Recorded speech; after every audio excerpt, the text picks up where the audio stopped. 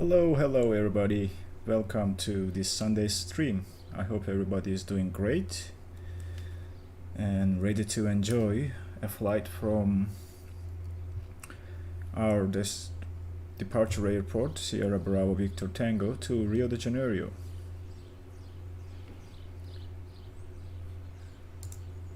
Not sure who is here, who is not, but we will probably see people joining shortly, and we will get the aircraft ready to go in a couple of seconds and waiting people to join. So if you are here, say hi so that I can greet you, or if you want to set up your own aircraft, that's fine as well. We'll meet you later. Anyway, it's quite humid today in Indiana. Weather is rainy, and it has been raining since last night, so the room gets quite hot and I might have to leave occasionally to grab a cold drink or a bottle of water or something else. Anyway, let's jump into the aircraft while we are waiting for people to join. Hey, some random gamer, welcome. We will start first asking for a GPU card if I haven't already, which we did, so we are good on that front. Hey Falcon, welcome. How are you, buddy? Today we are expecting 6,250 kilograms of fuel, so that's our target. We are expecting 144 passengers on board, and the cargo is 1,800 per cargo compartment, front and aft. So let's get this in place. Let's request the fuel truck first. Oh, Fatih, what are you doing? I have family watching the stream today. Very nice. Alright, we requested the fuel truck. I'm gonna wait for the fuel truck to arrive and we'll take a look. Falcon, you still have 2 weeks of holidays? Wow, lucky person, I guess. By the way, if you are wondering about this airport you see here, it's a scenery pack for Brazilian airports, because the default one in Microsoft Flight Simulator has the orientation of the aircraft wrong, so they were facing away from the gate instead of towards the gate. So I decided to change the scenery and use this one instead for today's stream, and that's a huge pack with probably over 30 airports. If you are interested, I can tell you the name of it. Anyway, the fuel truck should be here by now. Yep, let's start the fueling. Oh, not too bad, Fatih, not too bad. Alright, we can now request the jetway. There was a button about it. And we can request the aft loader. That's not in the way of the fuel truck. Jetway requests. Let's connect the jetway 2. And it should be connecting to the aircraft shortly. Yep, there we go. There it goes. Nice. Alright, the rest is us getting the fuel and then starting to board the passengers, and in the meantime loading the cargo. To make it a little bit easier, we will turn the power on and use the second FMC for ground services and the first one for programming our flight. So first things first, we need to get the power going. So battery guard is closed, standby power is closed, and emergency exit lights are armed. So that gives us power, DC power, through the batteries, and batteries are currently discharging as you see here. We have ground power available. We'll turn it on to get ground power to the aircraft. We'll set the parking brake. That's set. And the next thing we need to do is to get the IRS switches to start aligning. So there we go. I have buttons assigned for those if you are asking what's happening there, and we will switch this to the far right to see how many minutes it's gonna take to align our IRSs. Hey John B, no problem. Thanks a lot for the nice comment. Welcome to the stream. Yeah, 737 is rather a complicated aircraft when you think about the Airbus family. They are more automated, but this guy requires some more love to get going. Alright, so while the IRS is aligning, we should have our screens turn on shortly. And what we can do is, as I said, we will switch the second screen to ground services. And we will request the cards to start loading the aft cargo compartment, and we will do the same when the fueling is complete. We are getting fuel right now. We have a little bit more to go, and we cannot board the passengers until the fueling is done. So let's just get our FMC programmed while we are doing that. Position initialization, our reference airport is Sierra Bravo Victor Tango. We are parked at gate 4 currently, and we'll go to the next page. Our GPS is just starting to get our position, so we are waiting for this page to fill up to grab the coordinates and plug it into these boxes here. Still nothing here. It takes a little bit time for this to get going, but we can also grab the GPS position to speed things up and plug it in here so that the aircraft can start aligning the IRS. Our route today, Sierra Bravo Victor Tango, Sierra Bravo Romeo Juliet, which is Rio De Janeiro. Our flight number is G32157, and we are departing from runway 2. That is the basics. We still need to fill this next page, but before doing so, we'll go and select our departure. We are departing runway 2, as I said, and our standard instrument departure, our SID, is going to be Bowie 2 Alpha. This guy here. We have a transition to our flight plan routing, and that transition is MABSI. We'll select that and go to the route page, which should fill out the information for us. From there, our next waypoint in our flight plan routing is taking an airway, Uniform Zulu 44, and that's gonna take us to MCA. From MCA, that's the only waypoint we need to worry about. We are going to start our arrival. Our arrival is going to be an RNAV X-ray to runway 02 right, and our standard terminal arrival route is SYNAG 1 Alpha, this guy over here, with an MCA transition, and to transition into approach we have POPSU. So the difference between these two, maybe I should pull up the flight plan and explain that so that you guys know what I'm talking about. It's gonna load our flight shortly. So let's take a look at the departure first. As you see, this purple line is our departure, and that ends at MABSI. That's our transition from our departure to our flight plan routing. So that's the first one we did for departure.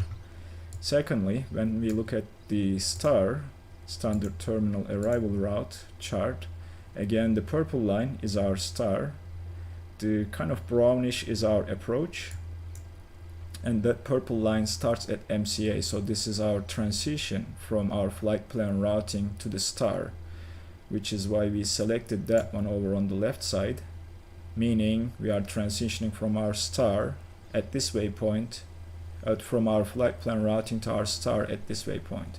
The next one we selected, if I can get this window out of the way a little bit, is POPSU right here. And if we look at the end point of that star, it's POPSU, which means we are transitioning into our approach from our standard terminal arrival route at POPSU, and then following. This is an interesting RNAV approach. It's not a straight in approach, but we'll see how that goes when we get there. So that's the difference between the left and right side of the FMC. On the right, you select the transition to approach. At left, you select the transition into the star. Anyway, That is done. We can activate this but not execute just yet. And before doing anything else, let me check if the fueling is done. Yes, the fuel is complete, so we can release the fuel truck, which means now we can start boarding our passengers. The fueling is done, and we can start the loader, request the forward loader, and couple seconds later we can request the forward cards when it says arriving. And let's go and start boarding. For that, I believe we haven't opened the doors yet, so let's see. Forward left opening.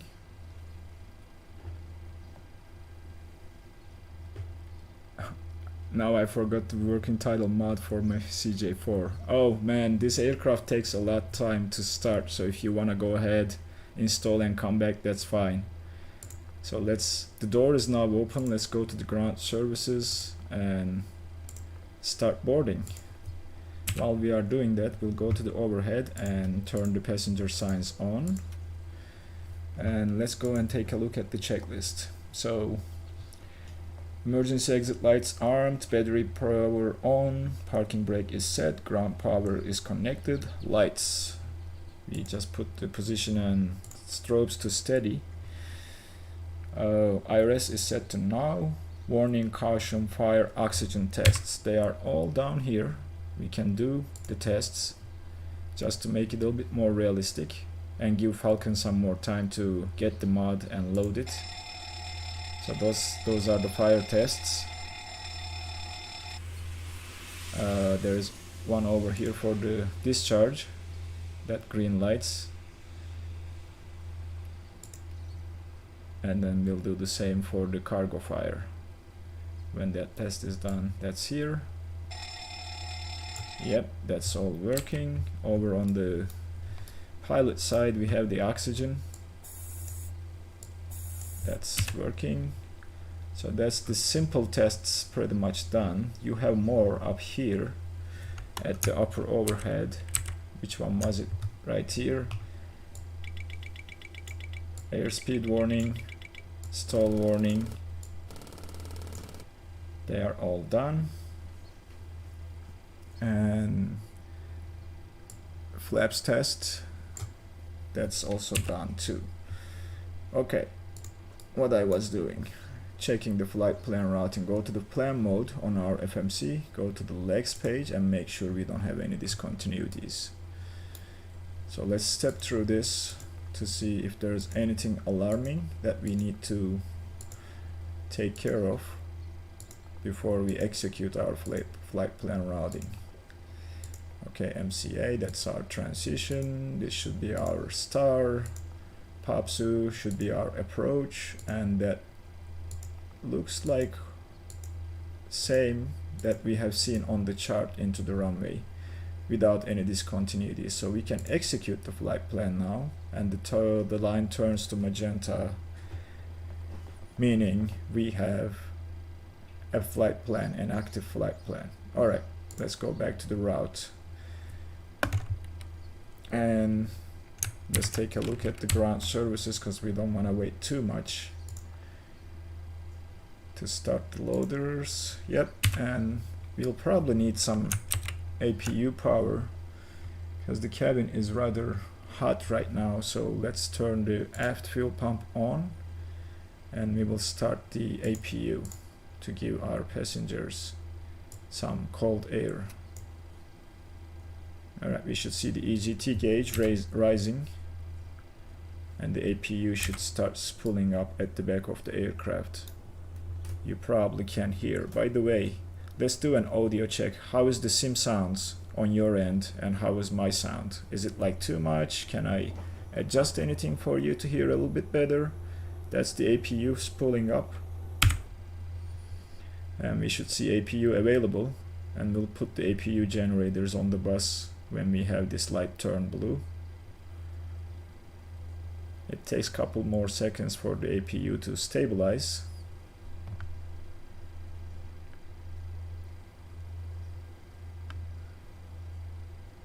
Almost there, around 4000 for RPM, I believe, or 400, I'm not sure, or degrees. Yep, let's put the generators on the bus, which means we are on APU power. We can turn the APU bleed on and PAX to auto to give our passengers some cold air so that the cabin can start cooling down as they board.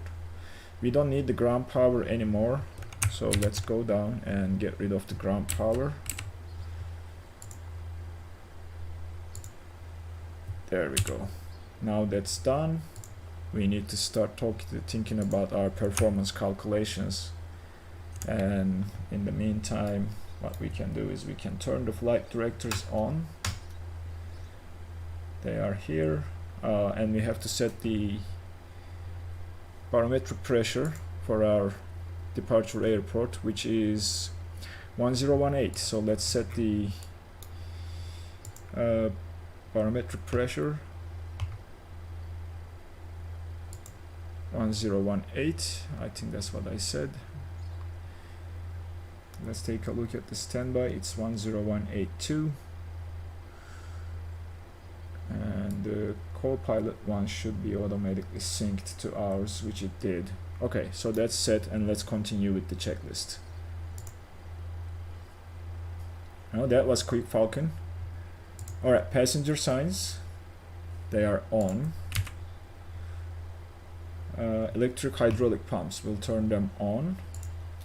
Window heat, we'll turn the window heat on as well.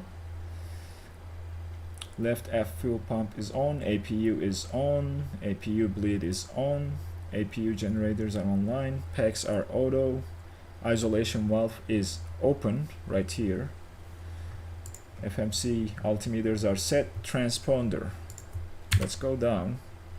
Our transponder is here, and we are going to squawk the same code that I have been using in the live streams. 1071.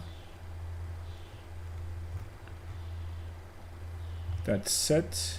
Fueling completed, boarding is still happening, takeoff data is not set yet, so let's do the performance calculation. I'm gonna try to keep an eye on the chat as well. Performance initialization. We need to wait for these numbers to populate. We need to have a fully loaded aircraft, and then we can do that. A little bit more to board the passengers, and aft loader is done, so let's release the cars first, and when it disconnects we will release the loader, and we can go outside and take a look.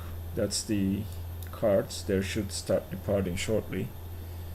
There we go, which means we can release the loader. Front loader is still working, and that guy should go, and we should have the door closed. We have the parking brakes set, we can remove the chocks, but I'm gonna wait a little bit more for that, and then we will worry about that.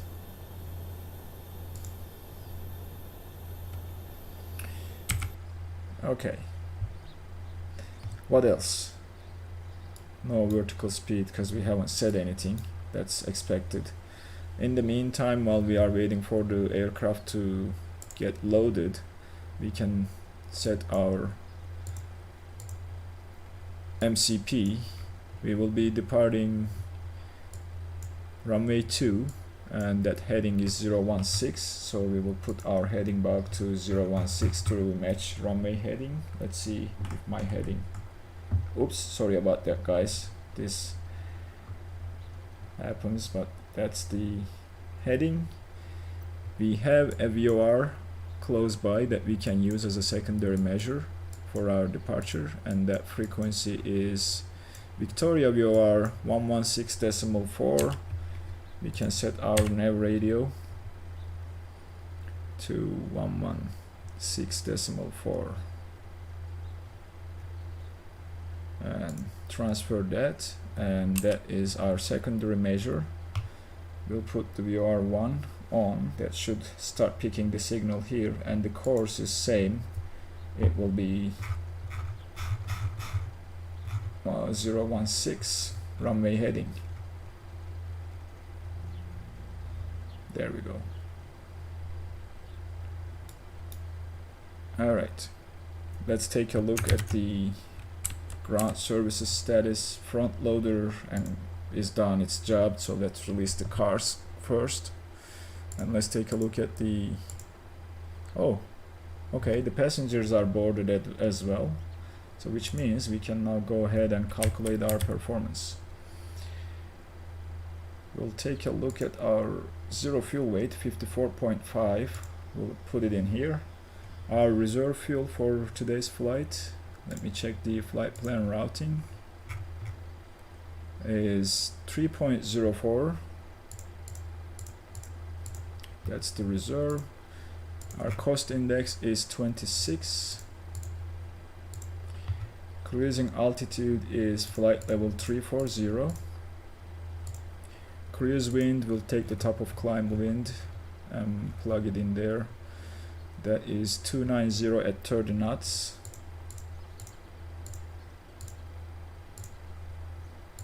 And transition altitude, let me see if I can fill in that information on the chart without bugging you guys too much. Let's see here. It should have the transition altitude is 5000. We'll put that in here and execute this. If we don't execute this page, VNav is not going to work. So execute that, go to the next page, nothing here, and we'll just go to the M1 limits. Outside air temperature at our current location is, let's see the weather information one more time, 30 degrees. We will do a derated takeoff of 22K, and let's select a 50 degree temperature to see. Yep, that's close to 86%. That's what I try to get all the time. Close to 86 is enough derate, and we will use this. Takeoff, we will use flaps 5. RCG should be in already, and we'll plug in our V speeds. 135 is our V2. We will put that on the MCP. 135 plus 10 knots, that's 145. And that is the performance calculations done. We'll go to the fixed page. We will do runway 02 for our destination airport. And which one was it? I need to get the coordinates. Let's see if I can get it from the legs page.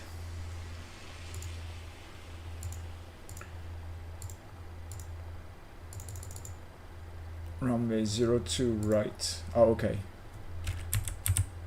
Let's go back to the fixed page. Runway 02 right. This should take the runway from our flight plan. We'll do a 10-mile ring. Oh, I know what happened. /10. That's the first one. We'll do a 25-mile ring for situational awareness, and we'll do a 90-mile ring, which should be, let's see, 34,000 feet is where we will be cruising, and for our approach we need to descend down to 2,000, so there's 32,000 difference, times that by 3, that's 96. Add a 10-mile buffer, 106. So instead of 90, I will do a 106-mile ring to see if that 3 times rule is going to match with the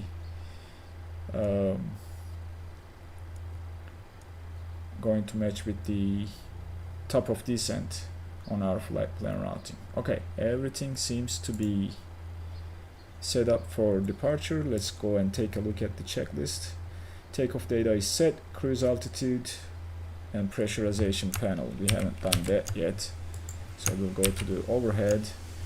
Cruising altitude is 34,000 feet, and our landing elevation for our airport or destination airport is 10 feet, so we will use, well, 0 in this case, which should be okay.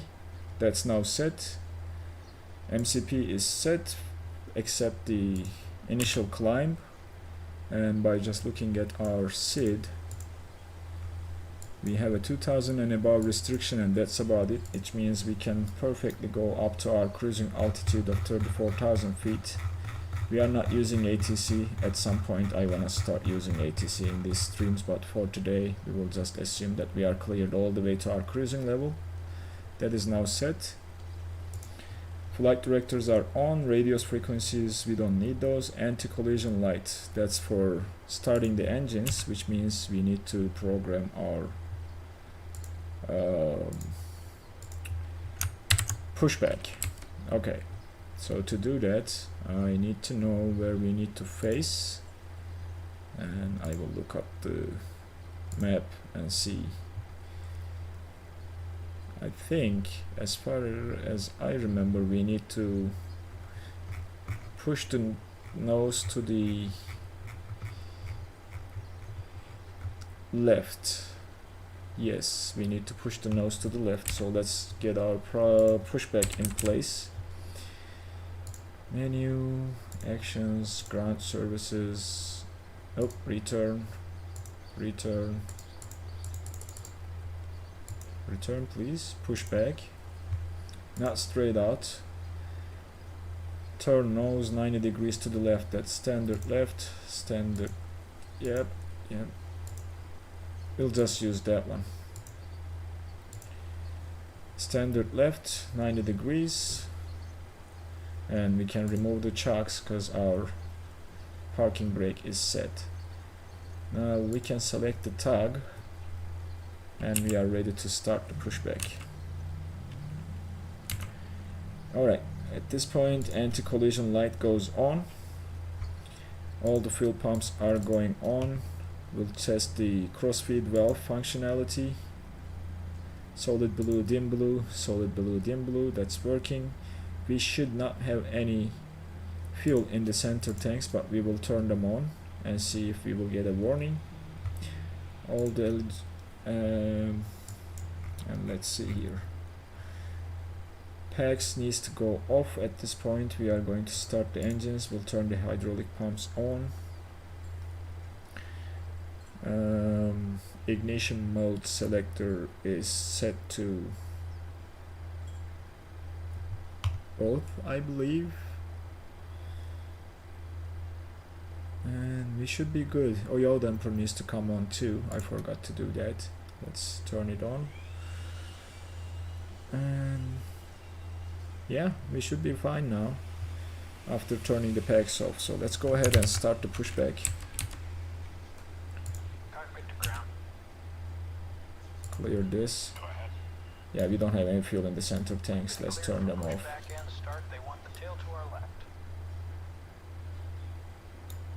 Oh no. Hold on. Not tail to the left. No. That's standard right then.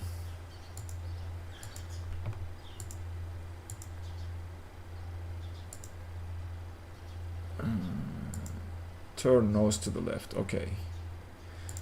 Return, pushback, tag, and start.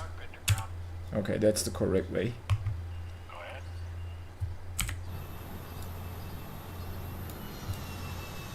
Oh, what is this?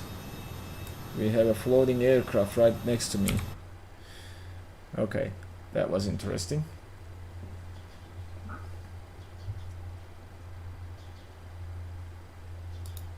And did I miss the... Oh, the trim setting, we haven't done that too. Oh, that's you, Falcon? Interesting. Alright, we have a trim setting of 663. That is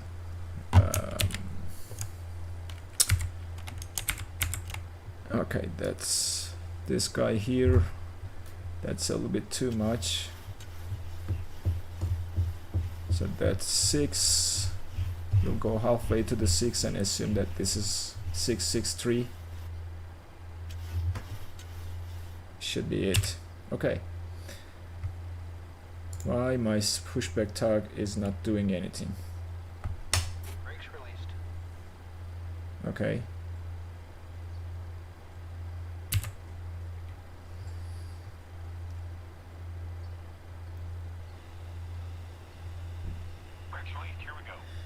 Alright, we will start with the right engine, put it to ground and turn the packs to off. We will need that bleed air to start the engine, and we will focus here and see what we are doing here. Okay, we are waiting for 20% and introduce the fuel. That should give us the fuel to start the engine. Oh, that's maybe why, Falcon. Yeah, without having the scenery, I'm pretty sure that's what it is. Alright, we have the right engines pulling up.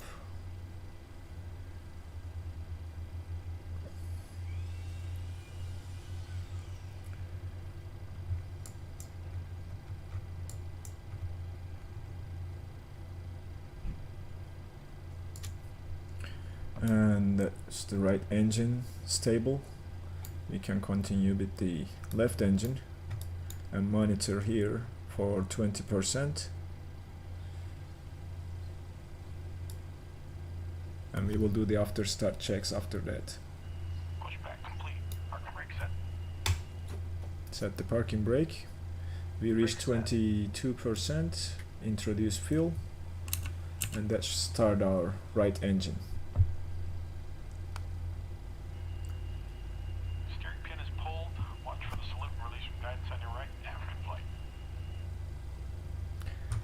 Okay.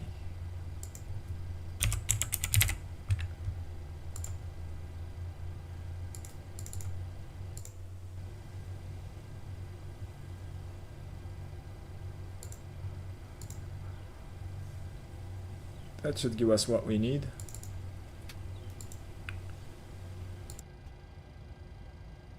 And now we have the engines running. We can take a look here. Turn the packs back on to auto, and we have to put the Gen 1 and Gen 2 on the bus. Anti-ice is not required. Engine bleeds should be on. It's hard to see the overhead from this view, so let's take a look at here. Those are the engine bleeds, they are on.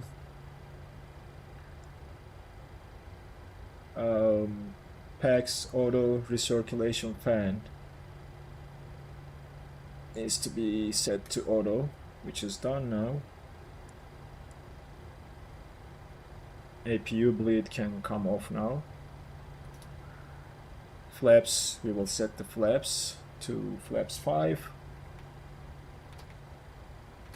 That's flaps 5 set. Elevator trim is set. Flight controls, we will take a look at the flight controls and do the flight controls check. Pull forward, center, pull back, center, pull left, center, pull right, center, right rudder center, left rudder center, and flight controls are functional and free. Engine instruments checked. LNAV, VNAV. We will arm the LNAV and VNAV, and we will arm the auto throttle. Auto brakes to RTO. Auto throttle armed. LNAV, VNAV. They are armed. Taxi lights are now coming on because we are ready to roll. Runway turn-off lights can come on as well.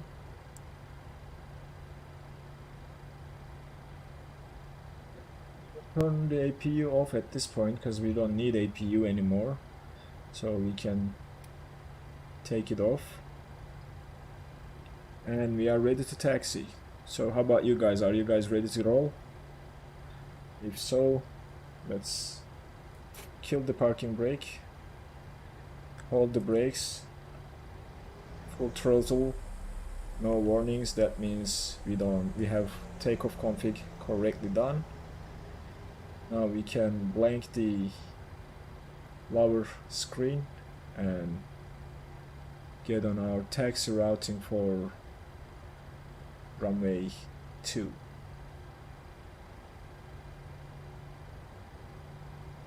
We need to take one of these exits to our left to join the taxiway, so let's do that first. And this is a little bit interesting, but this is what you need to follow to get on the taxiway. Weird drawings if you ask me, but that's the taxiway in front of us, so we will follow that taxiway to get to the runway.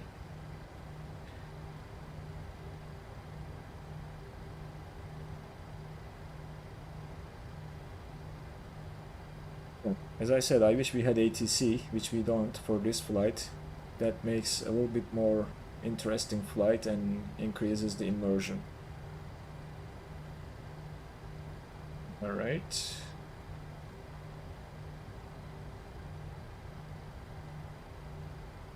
We'll go straight to the end, and that should take us to runway 2. I'm gonna start my head tracking because it makes it a little bit easier for me to make the turns.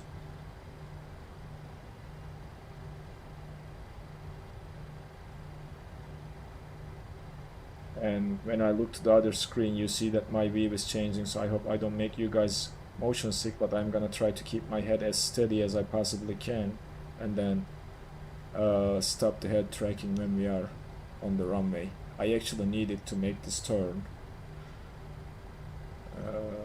and then I will probably not need it until we are departing.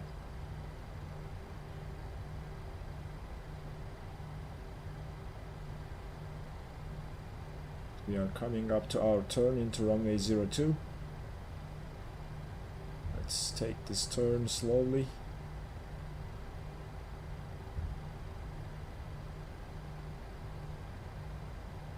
We'll hold short and do the final set of the checks for our departure.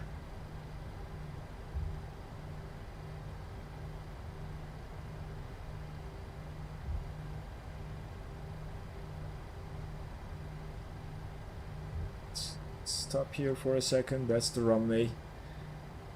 Transponder needs to go to TARA. Alright, so that's set. Strobes go to steady. Wing light we don't need, that we don't need. We'll turn the runway or take landing lights on.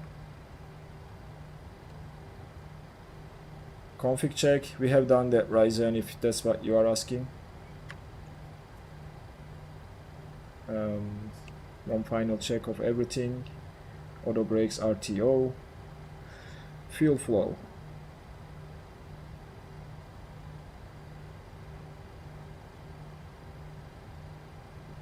Set, and then rate. V speeds are checked, MCP is set, position lights on, taxi lights can come off now. We are ready to enter the runway, so taxi lights are off. Landing lights and runway turn-off lights are on. Transponder TARA. Traffic, we can set the traffic to on. There we go. Clock will start the elapsed time. Runway is confirmed. And we'll enter the runway. We are ready to roll.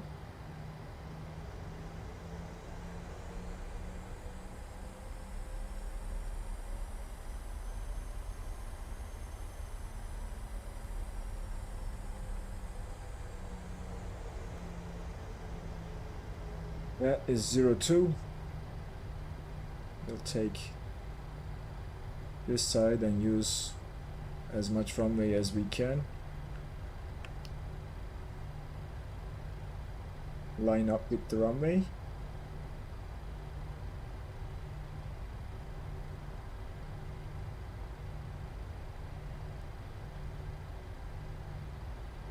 Perfect. Just a little bit off, so we will correct for that and stop here. Alright, we are almost ready to roll. So we will take a look at everything one more time. Transponder is set. We'll press the toga button, which is over here as well, as a convenience from PMDG. What we will do is we will do the takeoff roll and worry about the after takeoff checks. When we are up in the air, we'll increase the range a little bit to see a little bit better, because we have a turn right after takeoff and I don't want to miss that. So increase the thrust up to 50% and wait for the engines to stabilize. Let's go off the brakes and toga power. Forward pressure on the stick. Airspeed alive.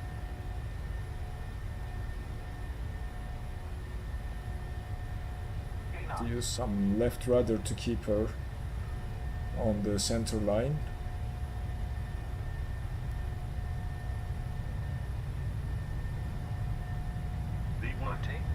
Rotate.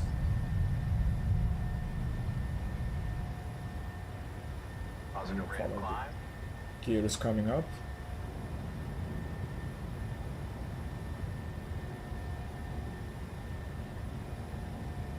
Rose a little bit. Increase the rate of climb. Let's make the turn slowly.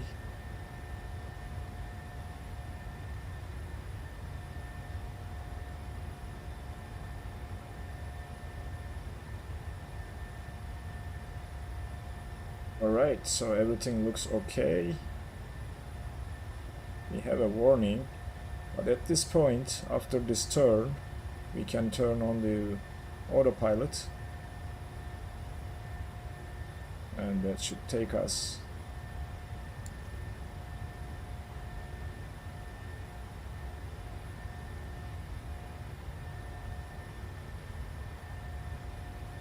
so we need to pitch down to gain some speed to get the flaps down, or retract the flaps rather. Stop the head tracking. I know it's gonna confuse you guys.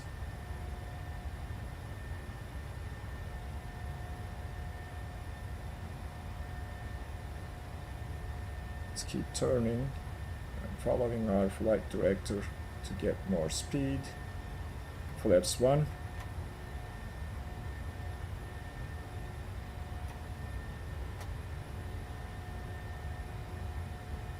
Finally.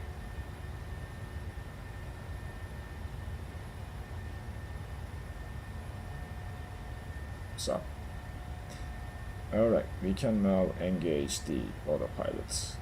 Well, for some reason it's not doing it though. What's happening there?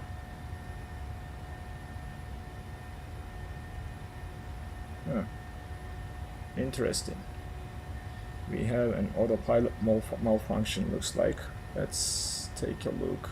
We need to make this turn first. Alright, let's do this. Keep climbing.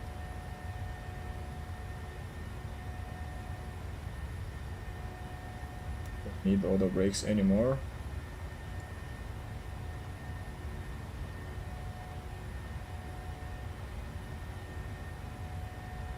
Interesting, this never happened to me before, so I'm not sure what's going on there. But autopilot is not engaging. And we need to switch to standard. Man, this is why two people fly an aircraft. It's hard to do everything on your own when things go south. But, well,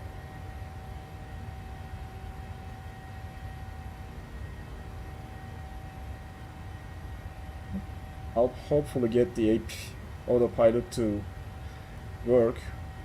I'm not sure why it's not functioning. I have to do some troubleshooting here. But looks like it's not doing its job.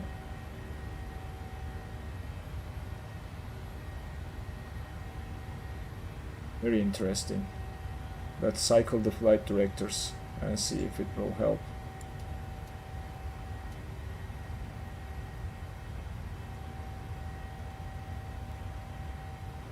Very interesting.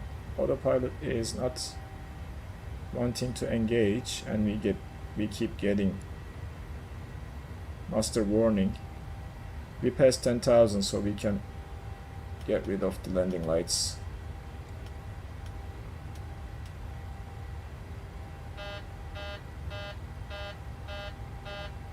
What's happening?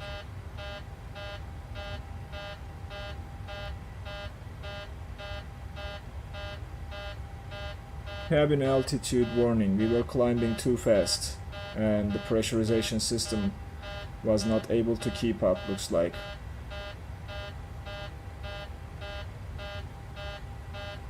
Hopefully it will sort itself out if we climb a little bit slower. I'm not sure why I cannot get the autopilot to work.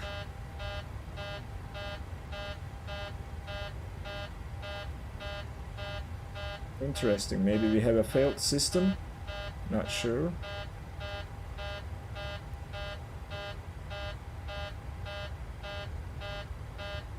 Climbing too fast.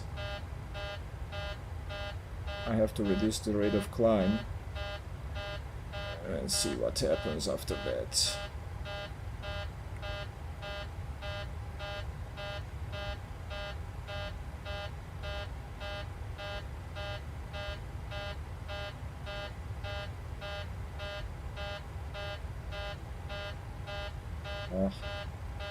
Can I silence this?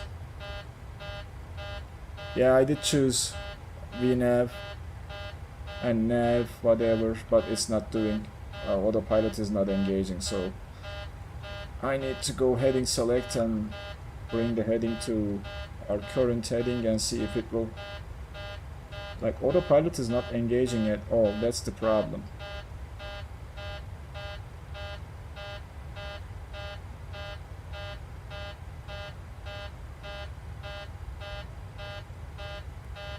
This didn't work well. Let's see if we can do something. Yep, it failed. So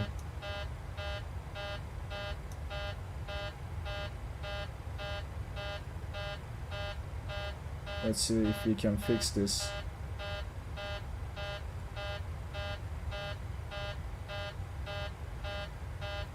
Too annoying, guys. I should have turned the failures off.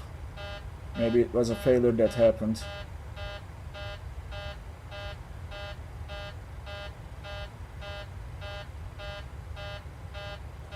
Fly the entire flight by hand.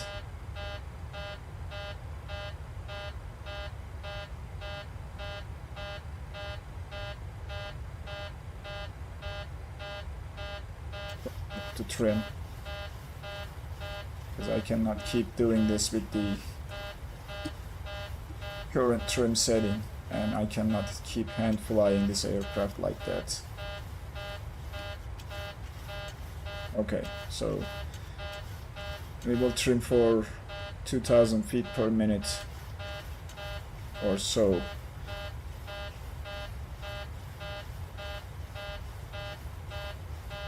I'm not sure what's wrong with the autopilot, and this is super annoying. I cannot get this to stop doing what it's doing.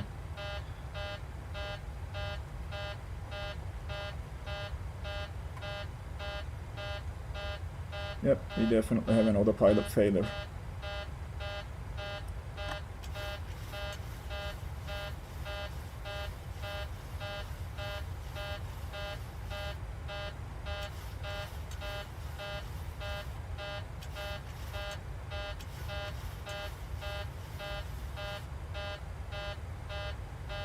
Interesting. Looks like I have to fly the entire route by hand.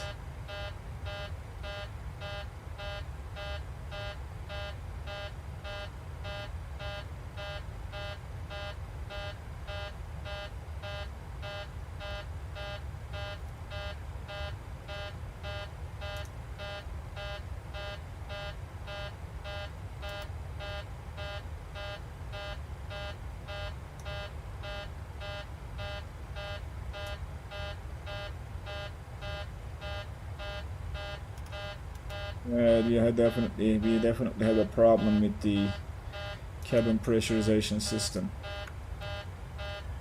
So I need to do this.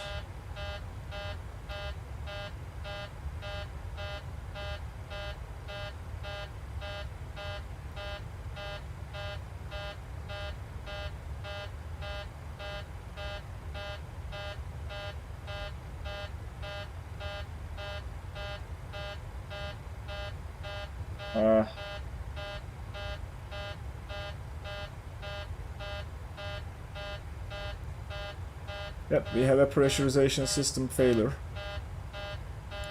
and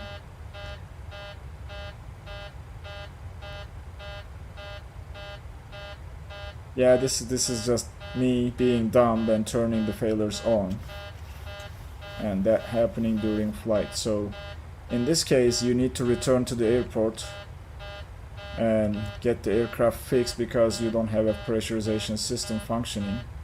That's for sure. Let's see if I can fix it on the fly.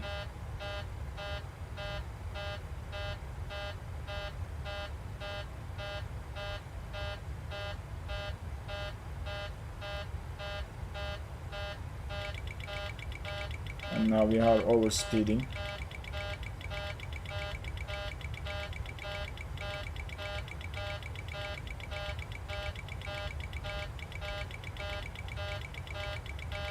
Alright, this didn't start as expected, so I'm gonna go to manual throttle.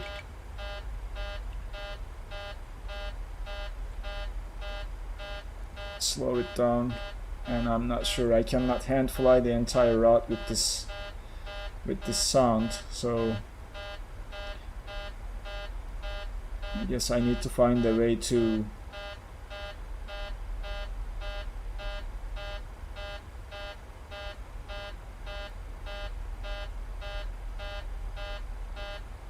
maintenance clear active, execute, clear all, execute, service all, execute, return.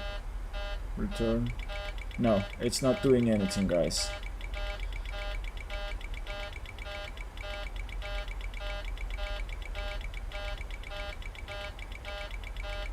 Yep, that's what it's doing, Falcon.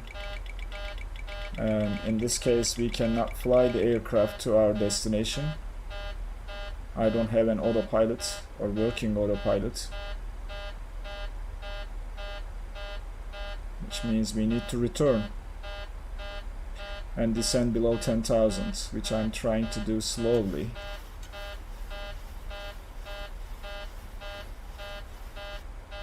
Yeah, we are descending.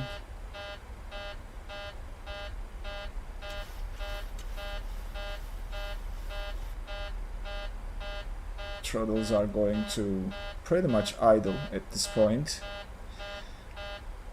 and looks like we are returning to the airport and fixing the problem, hopefully.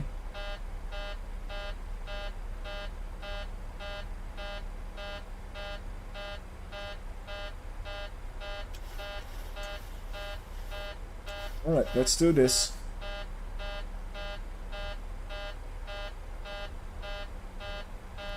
Yep, I know. We know what's happening. Pressurization system is not working. So we need to descend. We need to descend immediately to 10,000. We have oxygen masks deployed. And we need to turn to the airport.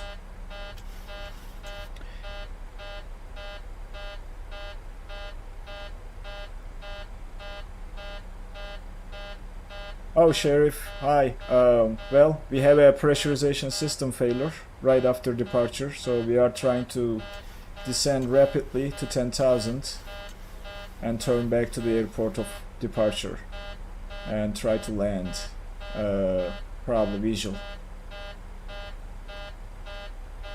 Yeah, I mean, this happens when you have the... Let's set the altitude. That's maybe why the aircraft was not engaging the autopilot because we had a failure. No, still nothing. Still nothing, so we need to keep turning manually and get down to 10,000.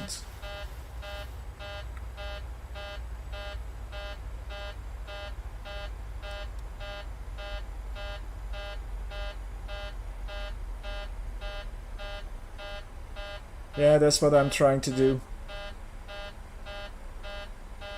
I'm trying to come below 10,000 and then the horn should sort itself out.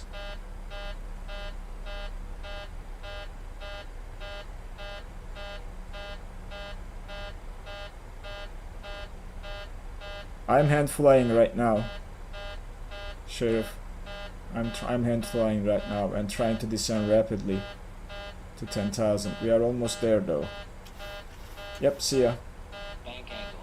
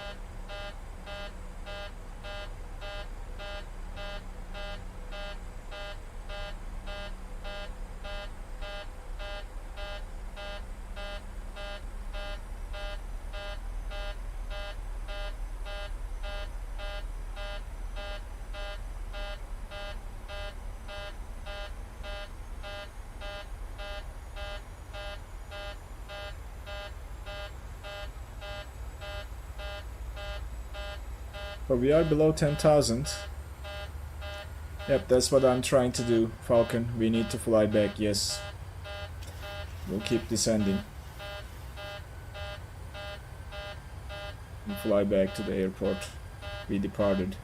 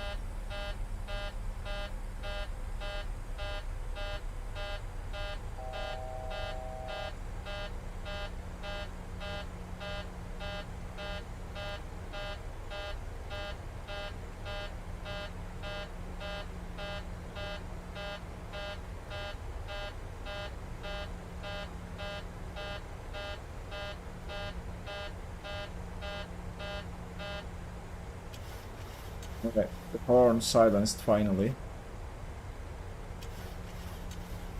And now we are en route to our departure airport. Hey Rio. Well, what's up is we had a pressurization system failure upon departure and we are returning back to the airport and trying to land. That's what we are trying to do. Yeah, we don't have autopilot, so that means we need to land this thing visually and hand fly all the way.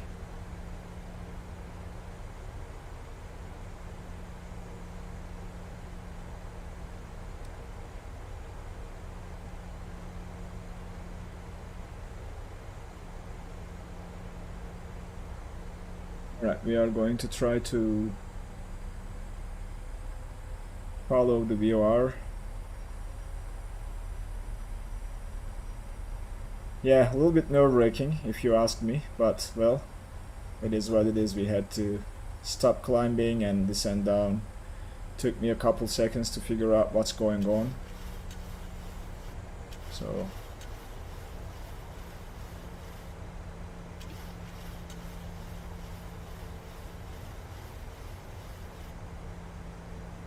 I'm just decreasing the rate of descent.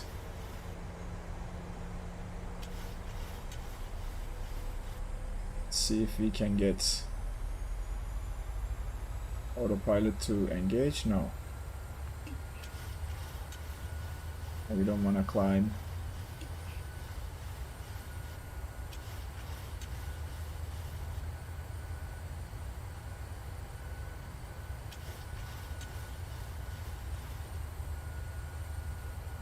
I haven't seen a Fanfaro Falcon.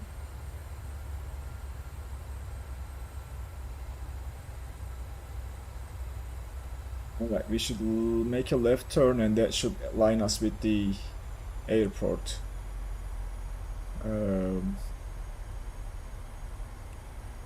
That green line is the VOR that we plugged in. I'm glad we did, because that's the only navigational aid that I have to return to the airport and fly by hand. So we will try to do that, and in the process we will slow the aircraft down to clean flap speed of 210 to get ready for landing.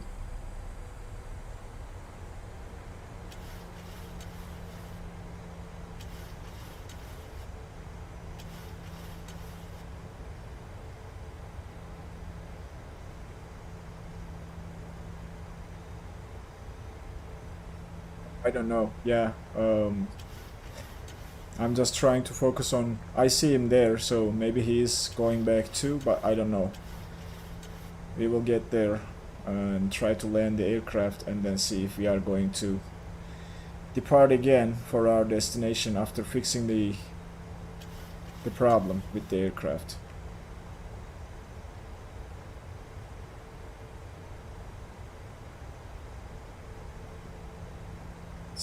Decrease the range a little bit to see a little bit better.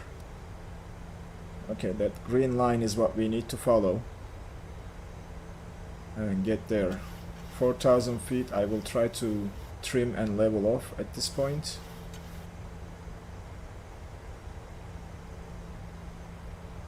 Or do a slow descent.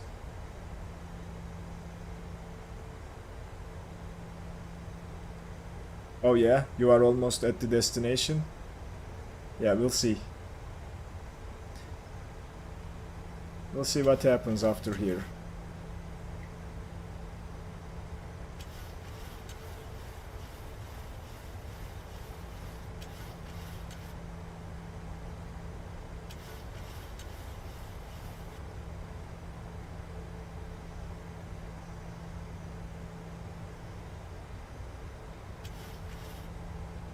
The airport should be on my left. Okay. Yeah, I'm not sure if I can just fix this and get back on the route again. This was interesting, but usually a failure like this causes a delay. So we'll see what happens. If we can, we will just try to fix things and then get back.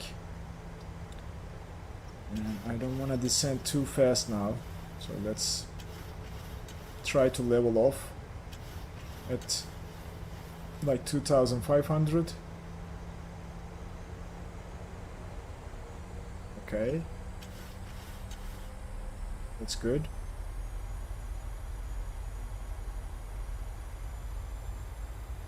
So level flight, trying to get back to the airport, should be on my left now, runway, the opposite side of the runway, and I don't care what the wind information is, we will land with headwind when we get there.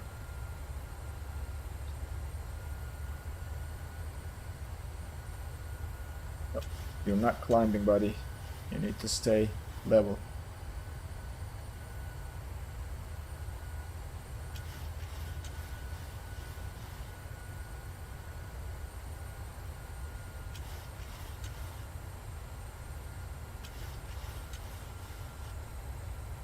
Constantly trimming as the aircraft changes speed, but we are getting back slowly. That should be the airport on my left. Let's start turning slowly towards there, and hopefully we can spot the runway lights. Landing lights coming on, runway turn off lights coming on, passenger signs we never turn off, so that's cool. And we are making our turn to intercept the runway and align ourselves.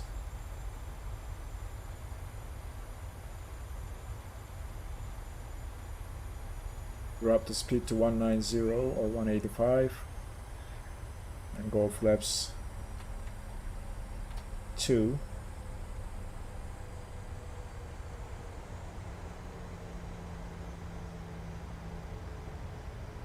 Descent like this. Leave it at it.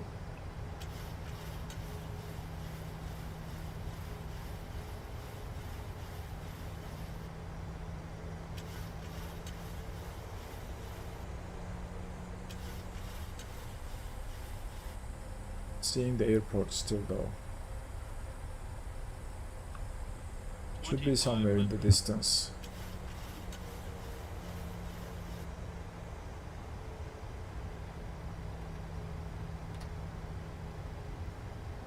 Flaps 5. Slow the aircraft down.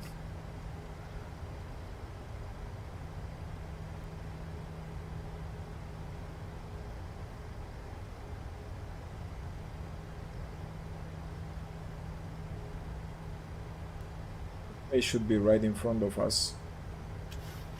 Yeah, we'll see. We'll see about that, Falcon. We'll go flaps 10.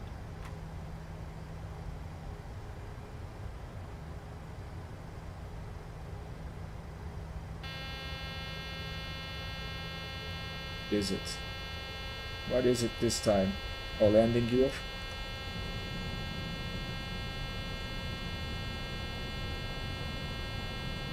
What is going on?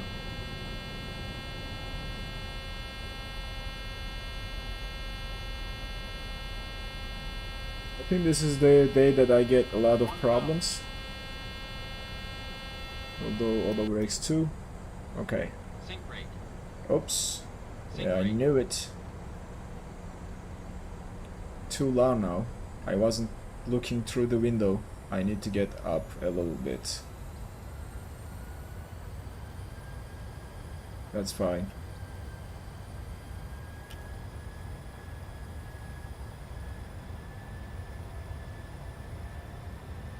I'm still not able to spot the airport though.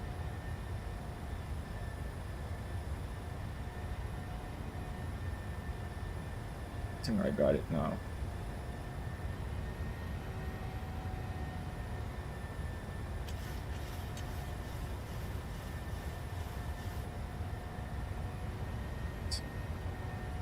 Trying to spot the runway, and I think I'm off to the left a little bit. So we'll stay around 2000 now.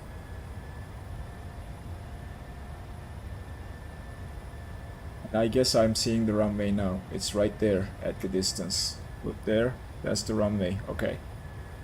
We found the runway, now we need to get back to descending. And trimming the aircraft.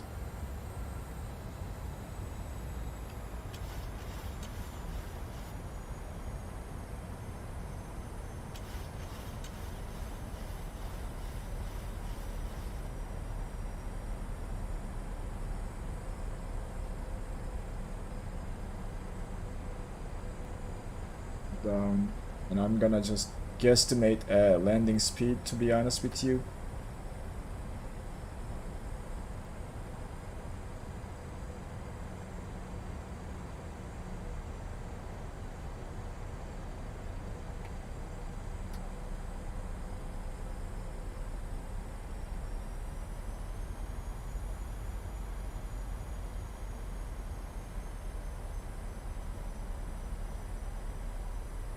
Alright, that's the airport. At least we found it without any navigation or autopilot that is functioning. So now it's just a matter of following the puppy lights and getting on profile and landing.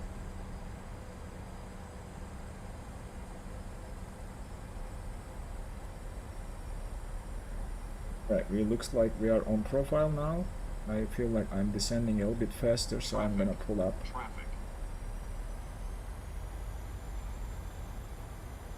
Line up with the runway and keep it like this so that the puppies will come back. 500. I think I'm off to the left a little bit, so now full flaps. Auto brakes are set. Speed brakes are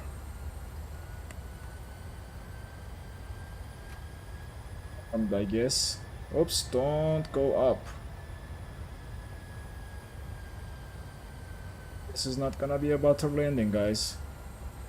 I missed my window. Don't sink. Too low. Terrain. Yeah, I know. Too low. Terrain.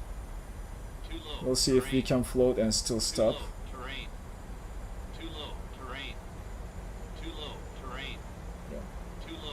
Okay, terrain. I know. Too low. Please terrain. stop. Too low. Terrain. Too low. Terrain. Too low. Terrain. Too low. Terrain.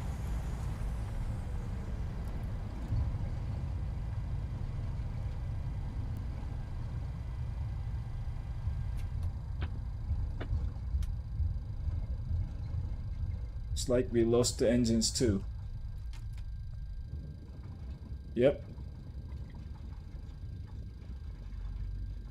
Today is the day of problems, I guess. Haha. See that? We don't have engines.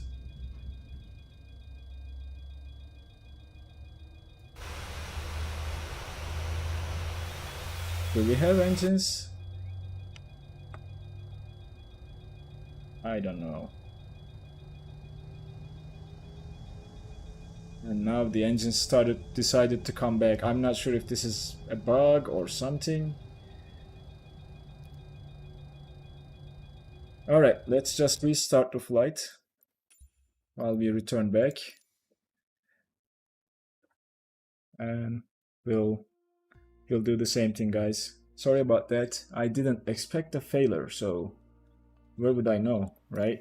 So we'll this time do a little bit faster. Do not just use the systems to onboard the people, but instead we will just do it a little bit rather quickly. And I'm gonna go through the startup procedure a little bit faster to get the aircraft ready. We will request the GPU card. And what we will do is we will go back and we will just do the payload, okay? We'll do 144 passengers, 1800 forward cargo. This will save us some time. And the fuel. So that's my fuel. Should be here. We need 6250. That's it. And menu, we should have the fuel, we should have the passengers, and what we need to do is turn the ground power on. Set the irises to align. That's the part that will take the most time, I guess. But in the meantime, we can program the FMC. Alright, yeah, I thought that too, and that makes sense why two people are flying an aircraft, not just one, because when things go south, you probably cannot keep up. Looking somewhere else and all of a sudden you lose your glide slope, you'll lose the profile, all kinds of things are going to happen. Alright, we'll set the QNH by pressing the B and cheating a little bit there. While we have this, yaw damper can come on, window heat will come on, and then lights to steady, passenger signs on, fuel pump, we will turn it on. We will fire up the APU very shortly. I just need to get the FMC going before I do that, and we will not worry about the tests this time, although doing the test did nothing. Let's take a look at the failures. And options, nope. Aircraft, failures, active none, all systems, service-based failures. Well, we will keep it at no, okay? Random failures, no, just for the sake of the flight for this time.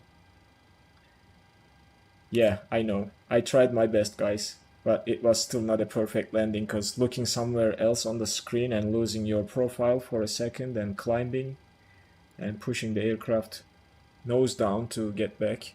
Well, and losing the engines was a benefit at the end. Anyway, I think we're going to be okay now. Return to setup menu, FMC, position initialization, Sierra via Bravo Victor Tango, gate 4.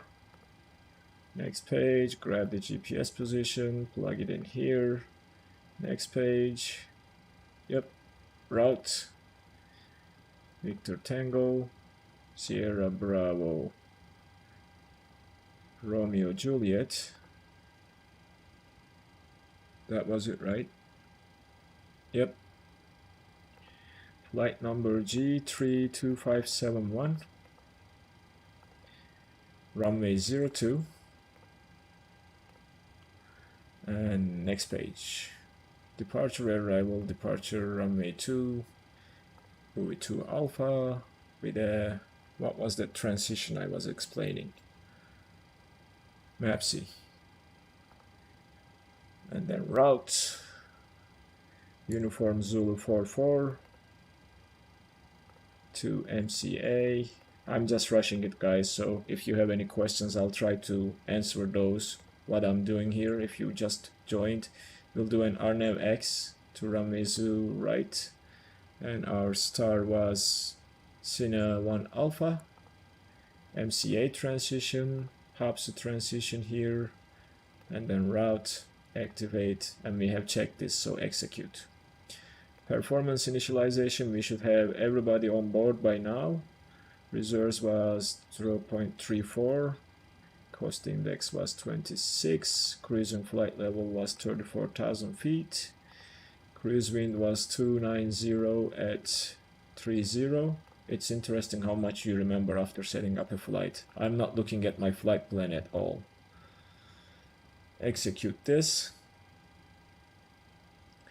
Next, that's done. M1 limit, D-rate to 2K, 50, yep, and then takeoff. Flaps 5, let's take the CG in place, and then blam, bam, bam. Alright, we are ready to fire up the APU now. Now APU is spooling slowly. Turn electrical hydraulic pumps on at this point. And let's take a look at our trim setting. Trim is 663. And we are set to, what, 7 something, so we'll roll it back to 663-ish. Right about there. That's set. And we are still waiting for the IRS to align. We can turn the flight directors on at this point. Parking brake is set. That is done. And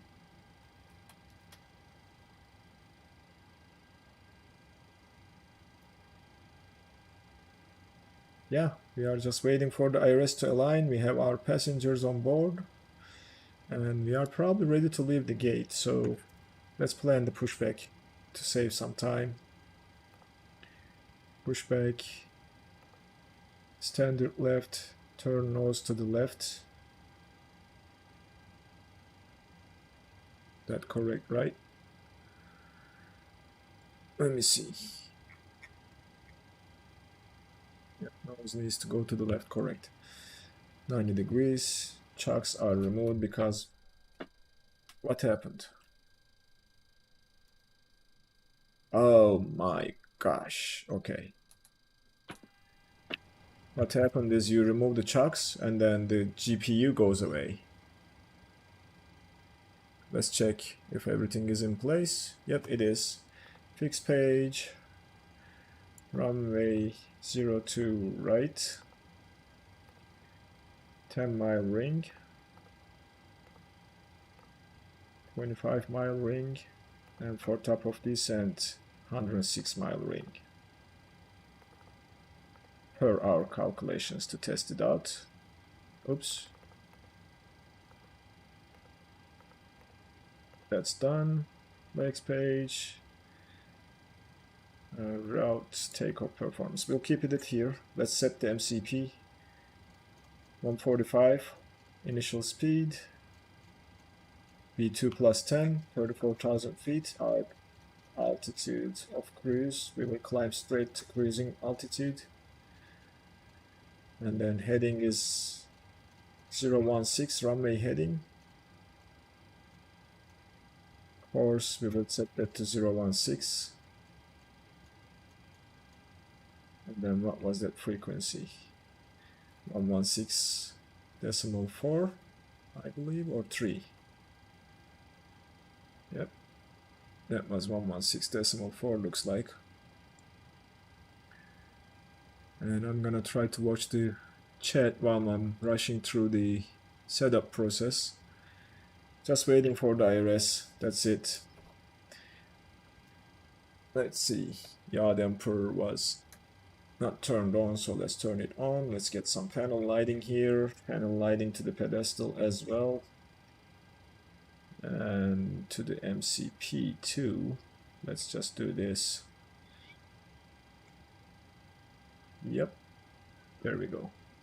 You're at your final. I know it's a short flight. I'll probably be able to get this bird up in the air and be on our way very shortly. IRS looks like aligned, and we have everything set, and I think at this point anti-collision light comes on, fuel pumps are coming on, and we are going to turn the packs on momentarily during pushback request, and we will turn them off. And the bleed needs to come on. Alright, okay. Let's select the tag and start the pushback. Go ahead. We've been cleared for pushback and start. They want the tail to our right. Copy that. Ready for push tail right. Release brake, please.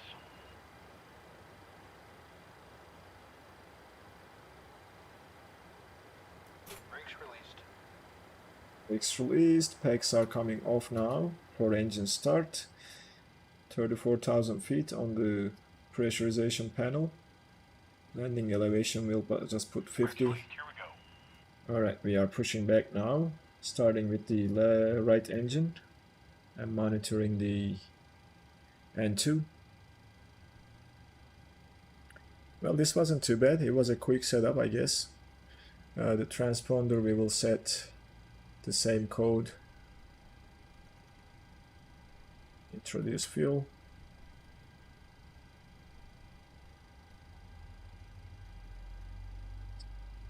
Altitude reporting off.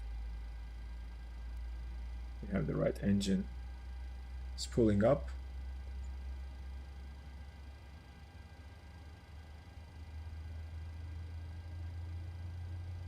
It's interesting that how fast you can program the aircraft if you are in a rush, and in this situation that I have been. Alright, right engine has started. Let's start the left one.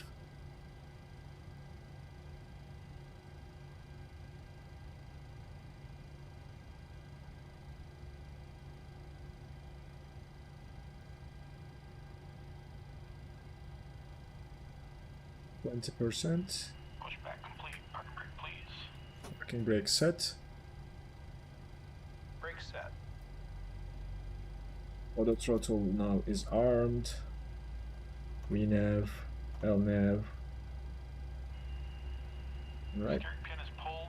Watch for the salute and release from guidance on your right. Have a good flight. Right. Input the generators on the bus.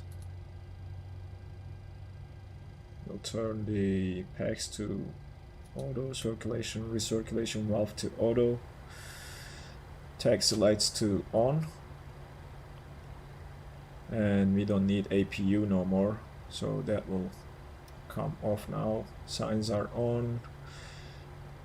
All stuff over here checks. Probe heat on, and transponder altitude reporting. Auto brakes to RTO. Flaps to 5. Speed brakes armed, and we are ready to taxi.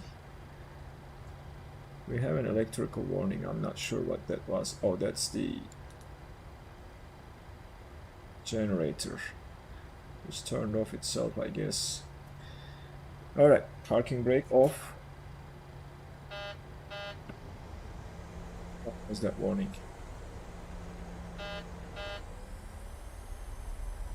See that. Takeoff config is wrong. What's wrong with that? Is that the speed brakes? Yes. You don't need the speed brakes armed for takeoff. Alright. Yep, we are back on track. We are departing and leaving for the runway 02 again. This is gonna be a probably fast takeoff. Range goes to 20 miles. Cut the throttles now.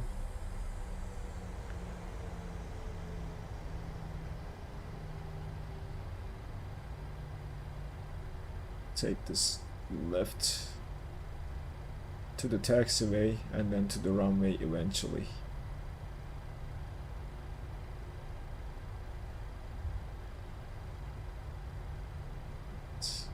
Just a little bit more and we'll be on our way. And hopefully this time everything will work, including the autopilot. Not sure why it didn't, and I'm gonna check one more thing before we leave the gate, or we leave the runway or start our takeoff run, which probably will help with ensuring the autopilot is in fact going to work. I'm pretty sure I executed the performance calculation, but I'm gonna do that one more time. Alright, landing lights are on, taxi light off, runway turn off lights on, strobes going to on.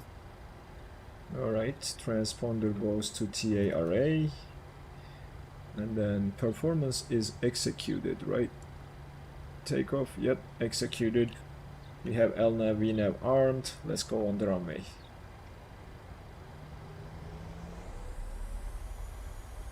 Why do I have a vaster caution? Again. Let's blank the lower page. And we will enter the runway. Fuel flow, reset and rate. I didn't even get to do the after start checks in the first one after having that issue. But hopefully this time will be okay.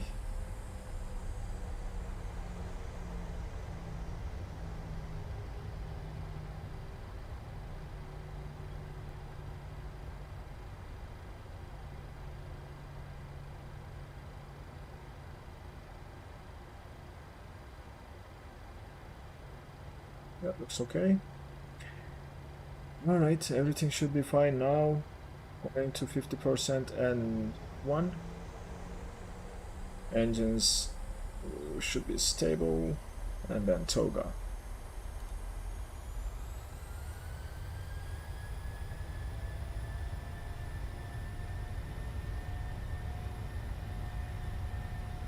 Right. Speed alive.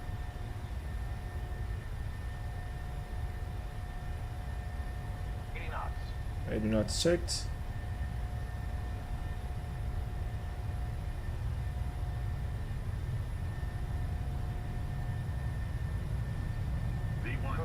Rotate.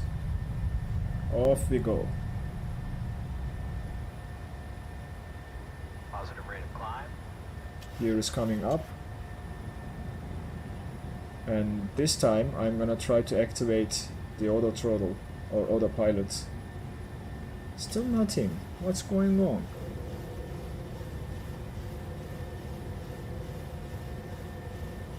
Right, let's try to make that turn. Follow the flight director now. Oh, we have to probably pass the thrust reduction altitude. Keep turning, following the flight director.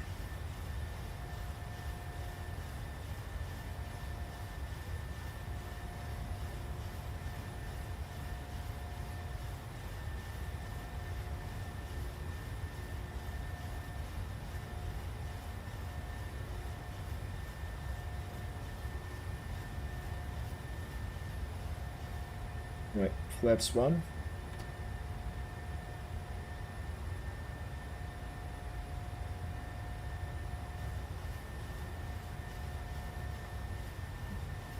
Up the flaps up speed. Following the flight director very carefully. Flaps up, and let's see if we can engage autopilot this time. There we go. Alright, everything worked out this time, guys. Sorry for the issues and appreciate your patience. Now we can go outside and take a look.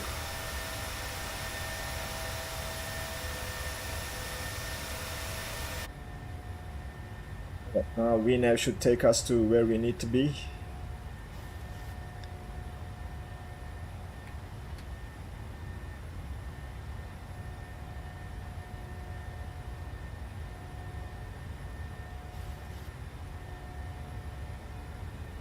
And this time hopefully we will have a lovely flight. Yeah, you can, you have done your part, right, Falcon? Man, it was stressful, I'm telling you. Like, I was sweating here. Seriously.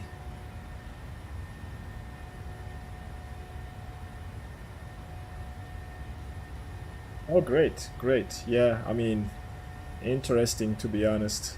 I can only imagine what the pilots are facing when they have failures up in the air. It must be stressful, man. Okay, we are passing the transition altitude standard. We'll turn the traffic on and go to 40-mile range. We don't need that VOR anymore, so we can turn this off. Oh yeah, I know. I was like, oh man, what am I gonna do now? But luckily I was able to get back to the airport. Not perfect landing, but I'll try to make up for it when we get to our destination. Oh yeah. Alright, we can turn off the runway turn off lights. The wheels are gone. And passing 10,000 we will get the landing lights turned off.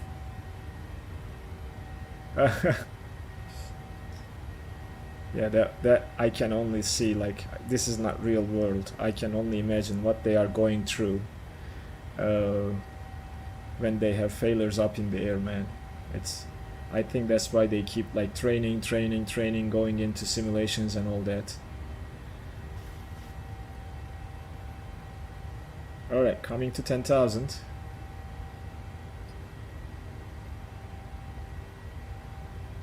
There we go.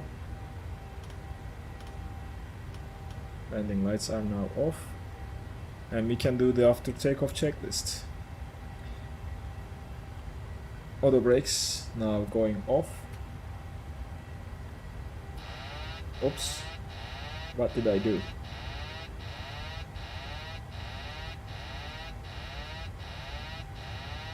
I probably pressed the wrong one.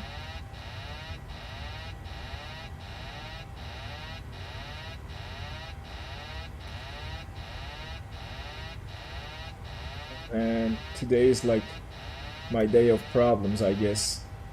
Okay. Autopilot was disengaged.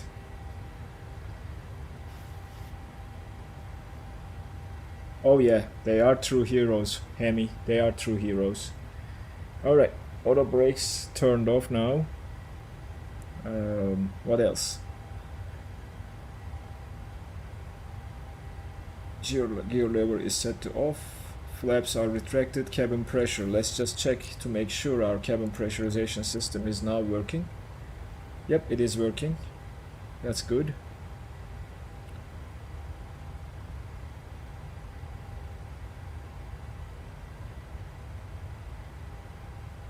And I'm gonna see.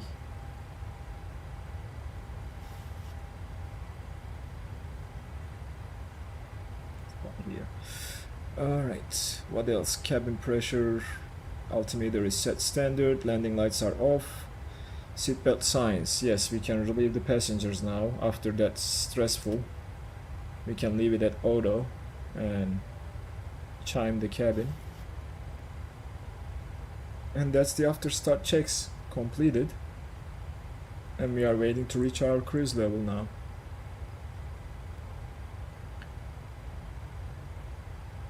Great. This time everything is going as it should. And we will just take a look at the climb is fine.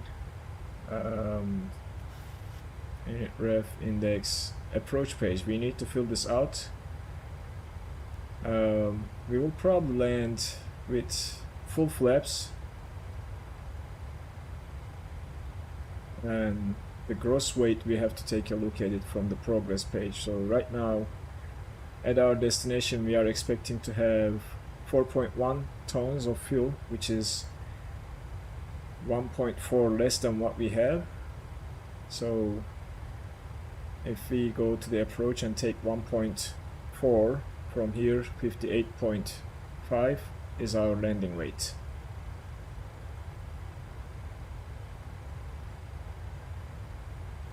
And that should do the approach page. We will come back to this and take a look at the approach page later on. And that is probably what we need to do.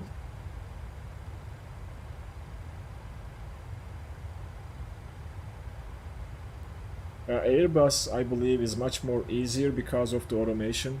Hemi, the Boeing is a little bit challenging to fly in that regard because it requires pilot's attention, but all in all, the PMDG 737 is a beautiful aircraft and I enjoy flying it. And I have to take a look at the non-normal checklist to see what you need to do if you have a cabin pressure failure and all other stuff.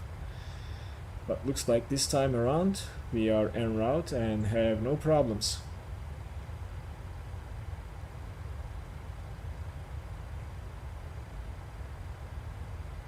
Yeah, I feel you. It's too complicated, yes.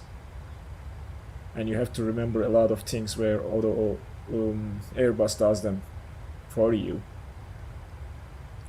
Alright guys, give me a sec to go and grab a bottle of water to cool myself down after that stressful first part of the video, the stream, and I'll be back in a sec.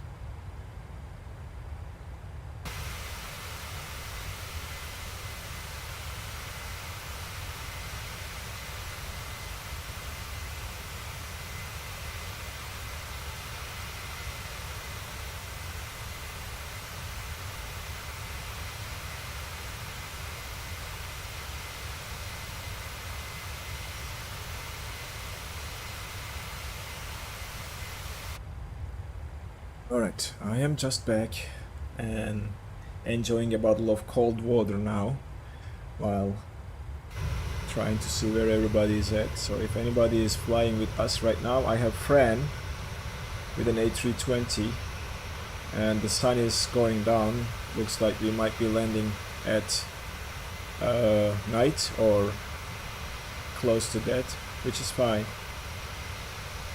But scenery, man, beautiful scenery down below. Alright, passing 23,000. Everything is now looking normal. And I have to do some research on what to do and put these failures back in place, you know.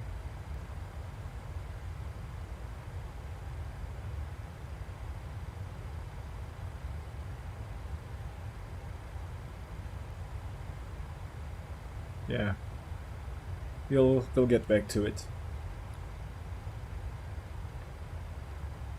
Right, looks like we are still climbing decently and the pressurization system is doing its job.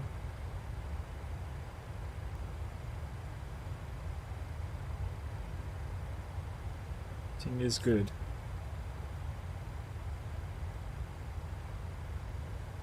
Alright.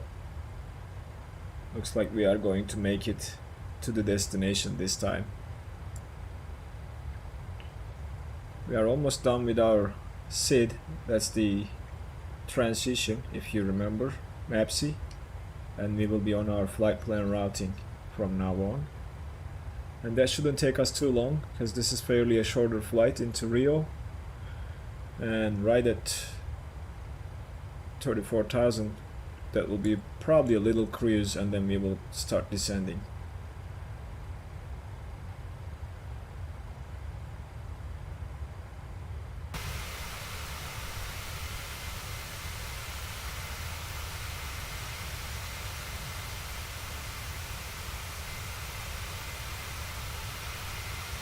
Just taking a photo, and we will go to, I will post it to the Discord.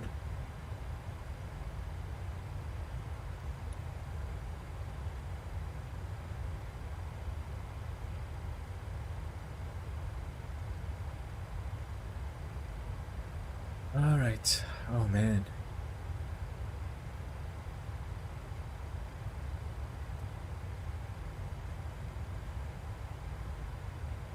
$27,000. Top of climb is right there in front of us, and if we increase the range, we should see our top of descent somewhere right after that. So not too much of a cruise today, but so be it.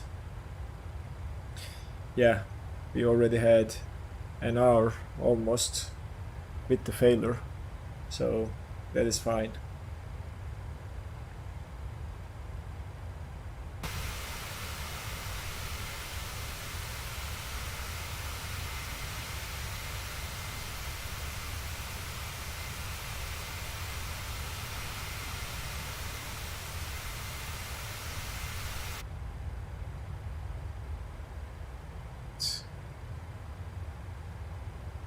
It's 30,000 or 29, it's 5,000 to go.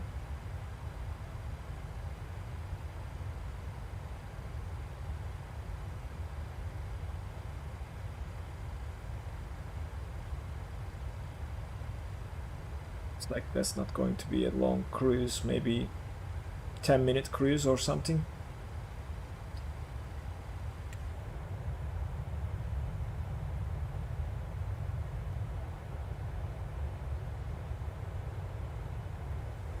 Very nice.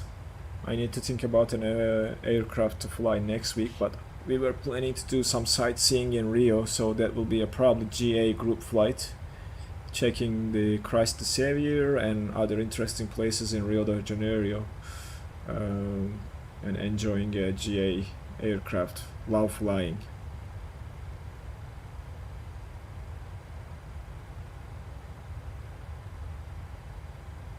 Right.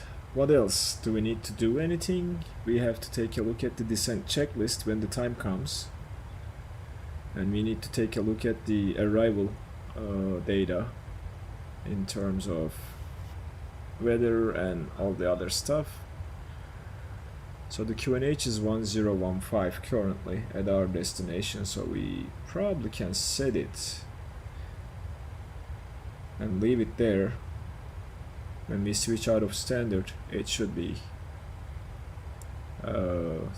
automatically in place.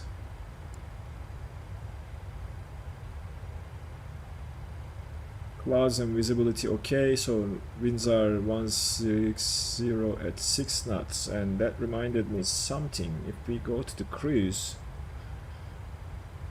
do we have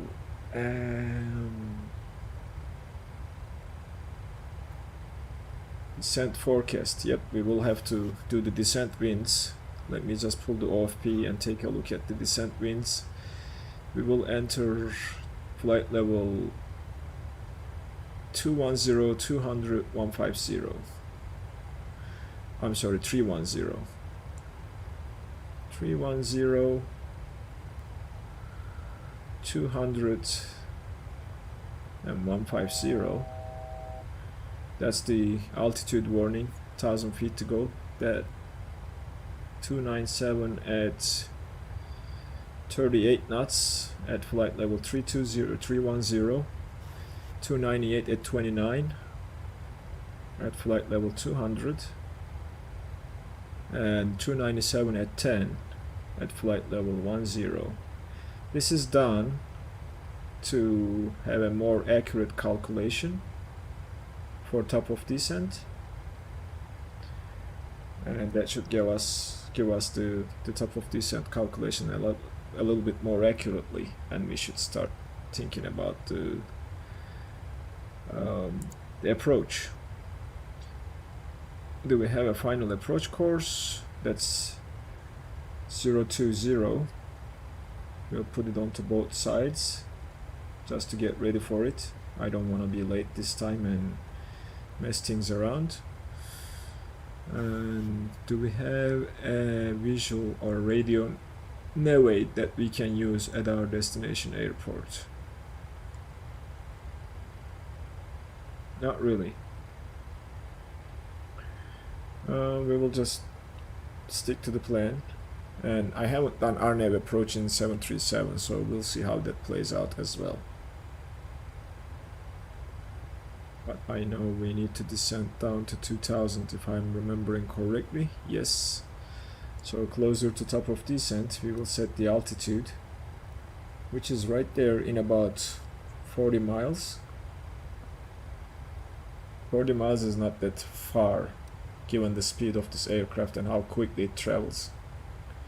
So we will be setting it when we see the top of descent marker coming to 20-mile range. We will set the altitude to 2000 and the VNAV should take us down. And then the rest is like planning the arrival and approach and taking a look at the restrictions. Do we have any restrictions? Yes, we have a 5500 at our transition waypoint PAPSU, and then from there nothing else. And we should see that on the legs page. Let me see if it's seen there. Yep, PAPSU 5500 and then nothing more. Alright, cool. And one neat function, if you press the center button twice, you'll see a vertical profile. When we are getting close to descent, we will use that. Yep, it says about 5500, correct, Falcon. We'll do that. And you see that ring? That's the ring that we put in place at 106 miles.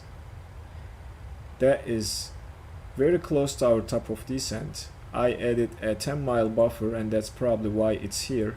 Looks like that 3 times the altitude you need to lose rule is pretty much on spot with the top of descent calculation.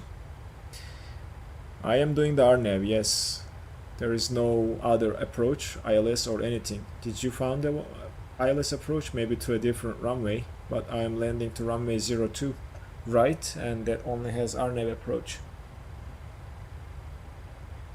And I'm not sure if this aircraft can do it. I have not tested that, so that will be a good test, or we'll just switch to visual. Yep, we'll switch to visual if RNAV doesn't work, which I had issues with back in the day.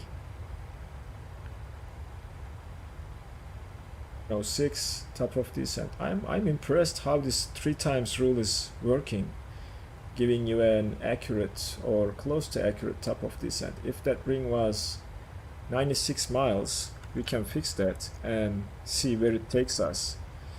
So fix, let's change this to 96 and see what it does. It is very close to our top of descent. So that's the 3 times rule.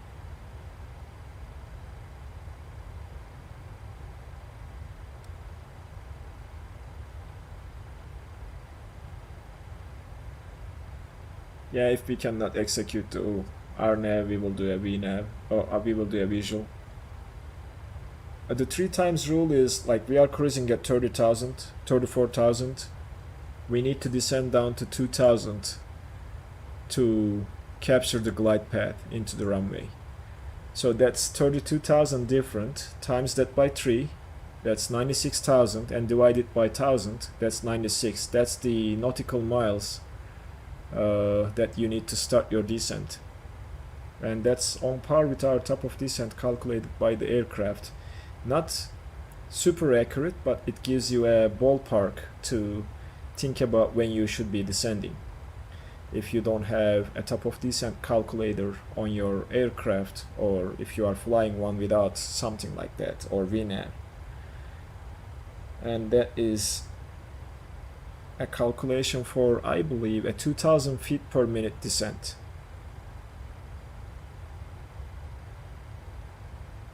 I use that a lot with the aircraft that doesn't do it. Yeah, I mean, I occasionally use this to decide when I should be descending, and I don't always use the top of descent calculator, but looks perfectly so far. It gets you down on time and gives you enough time to plan for your approach if you give it like 5-10 mile extra as a buffer for things that can go wrong. Like the CRJ, for example, doesn't have a top of descent or VNAV, which means it cannot execute RNAV approaches. So I use that in the CRJ a lot.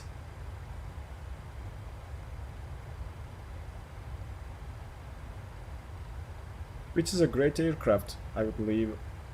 I have flown that so many times in the streams, and I still enjoy flying the CRJ. It also has a VNAV option that you can turn on in the tablet, which is not realistic. CRJs doesn't come equipped with VNAV as far as I know. Maybe some of them are optionally. And I'm gonna give it a try next time to see if it can do the RNAV approach when it has VNAV. And as you see, it says VNAV path, and it should say glide path instead of glide slope when you are executing an RNAV approach on the FMA. If we are seeing a glide slope, that means this aircraft is probably not going to fly the RNAV approach that we have planned and programmed. One quick check again, just to make sure we have everything we need. Approach, our speed is 133, gross weight 59.1. That doesn't seem accurate though.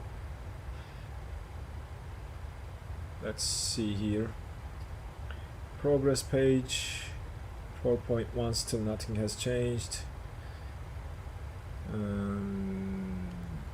Index performance 59.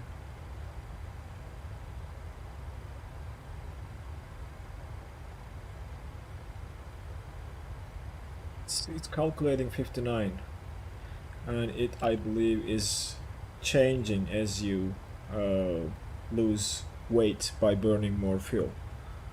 But we'll keep the approach page here to see what it is going to do. It's doing a wind correction for +5 knots for the speed, which means we will get 138.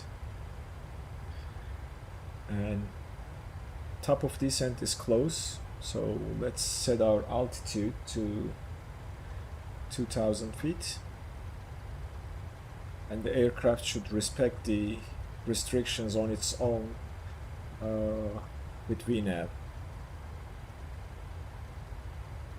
Alright, almost there. There we go. 2000 set. We are ready to start our descent, or the aircraft will start it when we pass top of descent.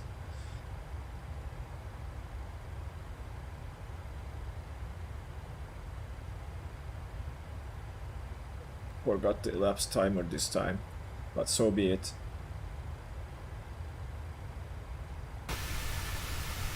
Man, it looks beautiful. I like the look of Boeing better than the A320. It looks sharper and it has some sort of aggressive look, in my opinion. I don't know, I like Boeing and its looks. Coming up to top of descent, we can drop the range to 20 miles. And next ring is 25, which we should get the clean flap speed and start thinking about deploying flaps. Excuse me. When we get to that second ring we have. And we have a 10-mile ring which will flag us for our short final into the runway. Alright, we started the descent. And let's do the descent checklist. Arrival and weather data. obtained and set. Yes, Hammy, they look sharper and they have an aggressive look, I guess. I don't know if that's what I feel when I look at the Boeing from outside. Destination weather is obtained, landing altitude is checked, radios are set. ILS, we are not doing it. Wing engine anti-ice is not required. MCP is set. Altimeters are set. Minimums, we have to set the minimums, and the minimums for our arrival is 305. So we'll do parametric minimums and we'll set 305. There we go. That is now set. Approach is briefed. We are going to get down to 2000 feet, expecting to be at 2000 at Romeo Juliet 222 waypoint, and then that will start our glide path into the runway. That's a 2.85 degree glide path, and our landing speed is 133 plus 5 knots for wind correction. Auto brakes, we will set them. Hopefully PMDG will bring in the tablet that will calculate our auto brake settings, but looks like we will be okay with auto brakes 1. We will set it to 1,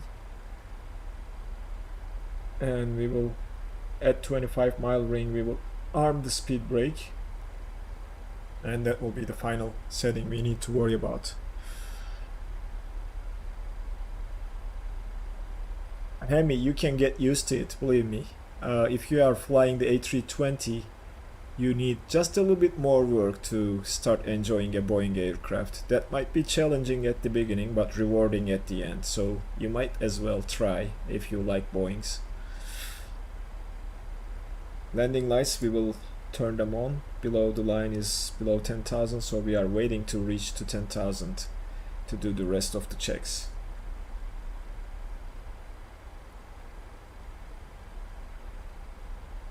The other thing of not having ATC during flying is when ATC clears you for your arrival, they tell you the QNH. That's when you switch to the local pressure instead of waiting for the transition altitude.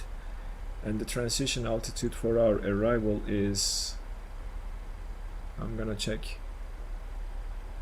if it shows on the, yep, 7,000. Do we have a place to put it in? Let's see here. Not here. Performance, descent, MABSI. We don't have it here.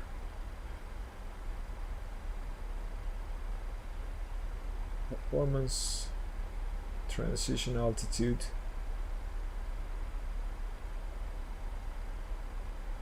Is that? This is for takeoff, isn't it? Yeah, it should be for takeoff.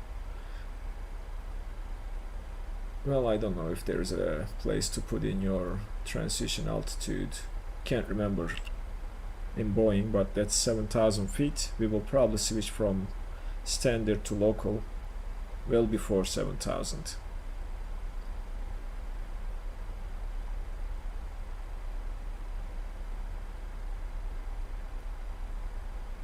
I'm gonna try one thing though. Not sure. Nav data. No. Nav options. Not that one. Offset. Not that one.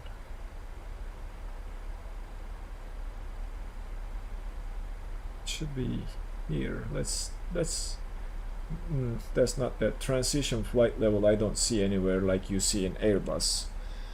Then we should be probably doing it on our own, because Airbus has that setting in the approach page for transition flight level where you are expected to switch from standard to local, but looks like Boeing is missing it, or this version is missing it.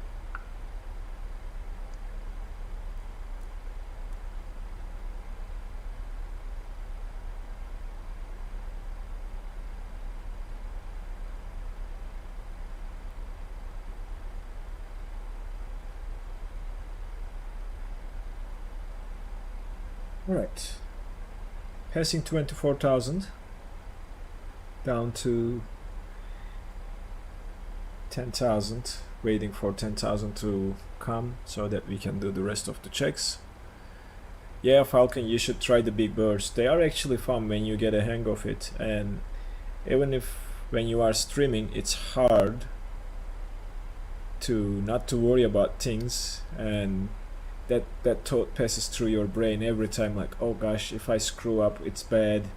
Some people are too worried about that when streaming. I am not. I am a human being. I do make mistakes, which you have probably seen and experienced a couple times during the streams. I do make mistakes too, and I am happy with my decision and what's happening, so it's fine. We were able to save the aircraft. At least I haven't crashed in live streams. Even if we had made mistakes, I was able to land, and I am not too entitled to act like I am a perfect sim pilot, to be honest.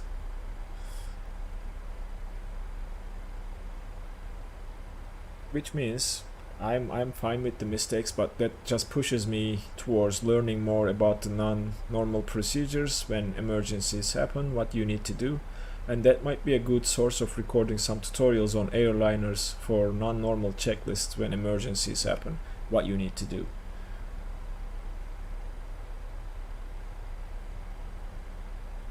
For me, it's all about having fun and enjoying this flight simulation together with you guys, who I happily call friends.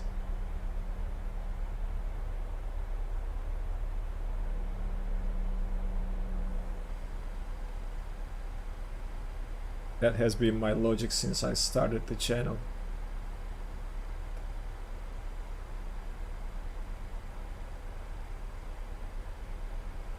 Passing 19,000 shortly, and if we take a look at here, we are seeing the vertical profile, and when we get closer to the airport, this should give us the glide path that we need to use.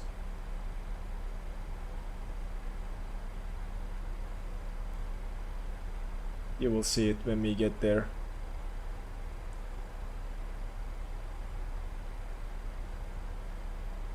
Set the auto brakes.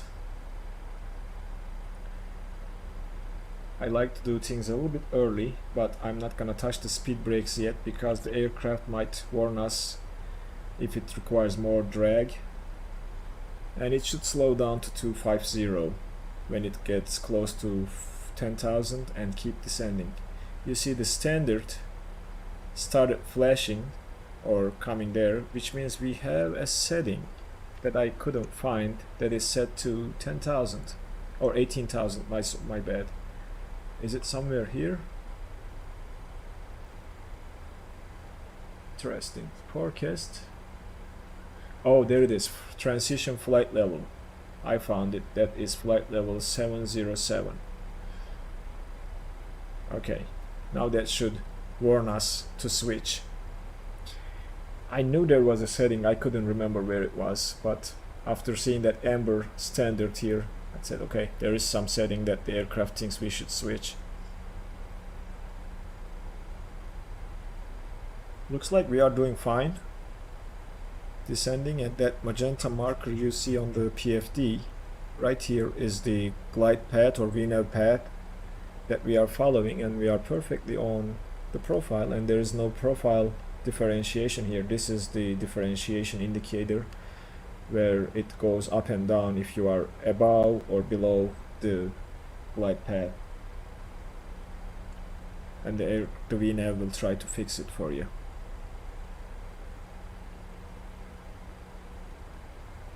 Alright, everything is looking nice, coming down to 10,000. Passing 10,000, we will turn the passenger signs back to on again from auto and chime the cabin and get ourselves ready for approach.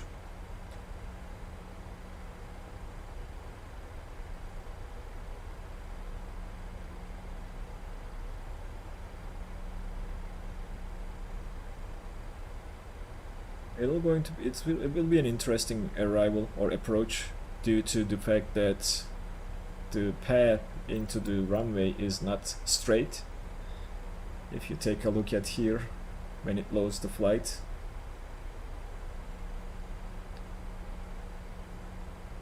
look at this. It is not a straight path. I'm curious to see how the aircraft is going to do this, and we will take over for the short final and try to land by hand.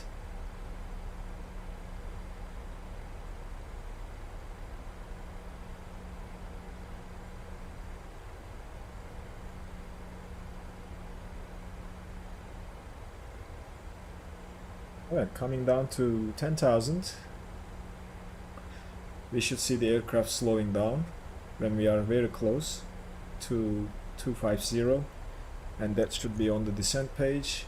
Actually it reads 240, so I can as well change it because that's, I believe, a European setting. There we go. It should now slow down to 250, and you can set different descent restrictions if you have restrictions on your flight plan routing. But we now should be following those restrictions accordingly.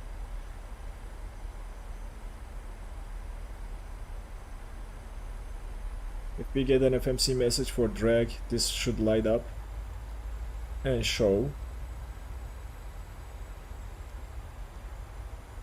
FMC. That one should light up, but looks like the aircraft is managing it as it should. Just curious to see when it is going to start slowing down. I think passing below 11,000 it's gonna start slowing down and pitch the nose up a little bit. We deviated from VNAV a little bit, but it's getting back on track. It should slow down now. If not, we will go to the speed mode and ask the aircraft. Oh yeah, it is slowing down now, as you see. It's changing the speed and gradually slowing us down even before getting below 10,000. That's nice. Cool. Passenger signs to on. Turn the landing lights on, passing below 10,000. There we go. And we should be back on descent.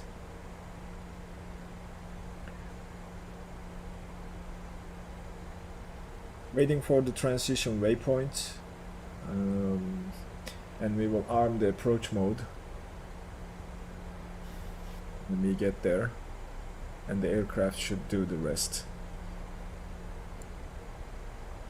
Not sure if we can arm it a little bit early,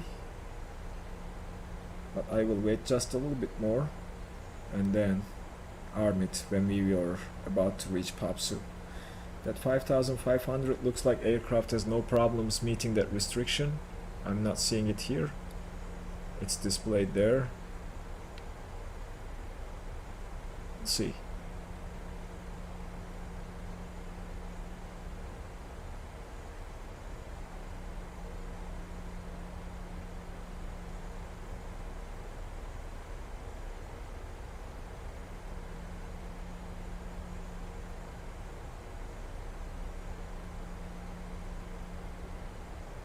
I'm still having some issues with slowing to 250. Maybe we should help the aircraft a little bit with the speed brakes.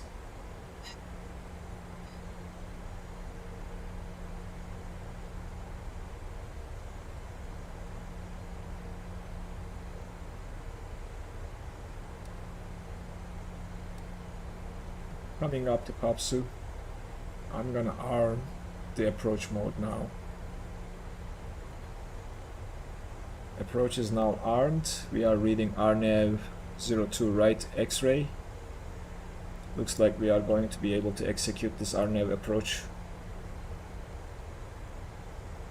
Alright, speed brakes back in, and we will arm those now. Speed brakes are now armed. Auto brakes are armed as well. Landing lights are on. Runway turn-off lights will come on. and they will be visible when we drop the landing gear. Seatbelt signs are on. Nav course frequency, we don't need the frequency, nav course is set. Speeds are in limits, speed brakes are armed, approach mode is armed, and we are waiting for the glide path. As you see, it's displaying the correct FMA in white text saying it's armed but not executed. We need to switch to standard, from standard to local. That is now set, and the weather change looked like it's 1017, which is fine.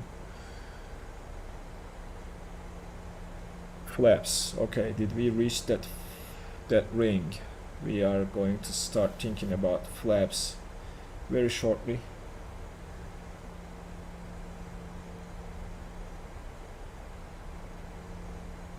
Let's see here, that is the 10-mile ring.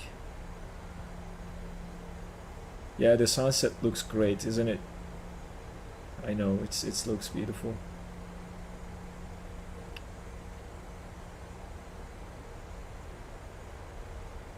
At this point we can open the speed window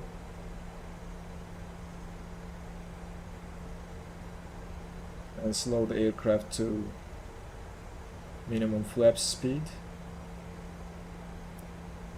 Go flaps 1.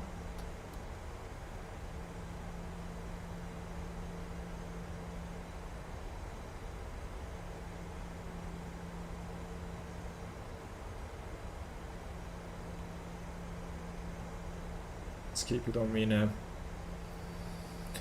It is gonna slow down anyway. Flaps 2.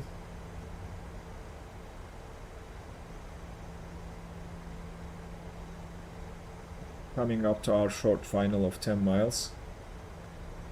Yeah, the sunset. Man, I can't. I don't like to keep the name tags, but the scenery looks beautiful. Alright, glide path is captured, which means we can go flaps 10 or 5 rather, and keep slowing down and get ready to drop the landing gear.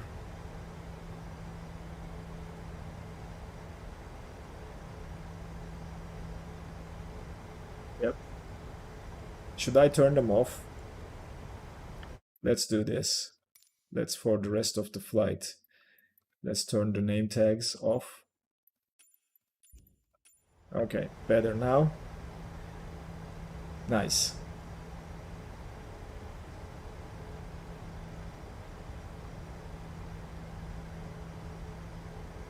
Don't mind the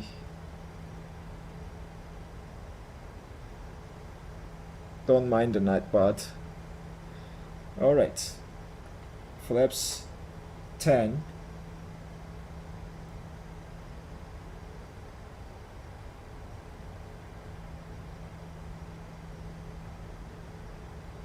We are on profile, doing just fine. Slowing down to flaps 10 speed.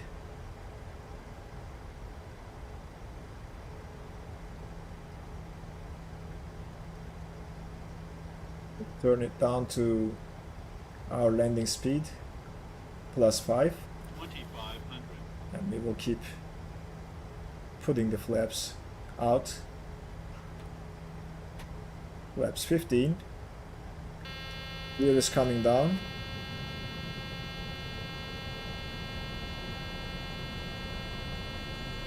And I'm pretty sure that's the gear horn warning us of something. What's happening now?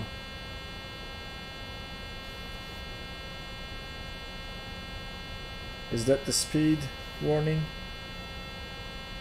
Yeah, okay.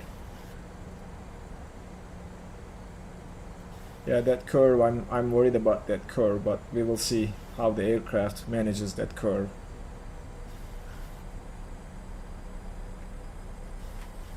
Flaps 25.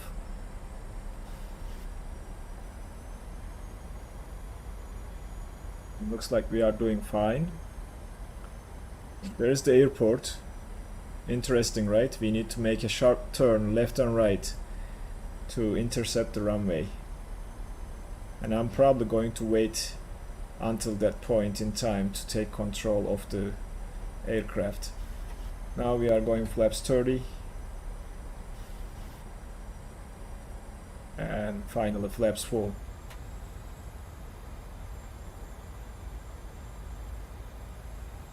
Let's drop the range. I don't think I will need the glide path indicator anymore. 1,000. Traffic. We see those traffic flying in front of us. Let's go back to our normal view. There are multiple aircraft in front of us. It's gonna scream at us for traffic. Caution, terrain. Yeah, I know, we see it. Caution, Let's terrain. put the terrain on here. Caution, terrain. Oh man, this is interesting. 400. 500. It looks like we are making the turn, and I'm gonna take over right after finishing that turn. Approaching minimums. Alright.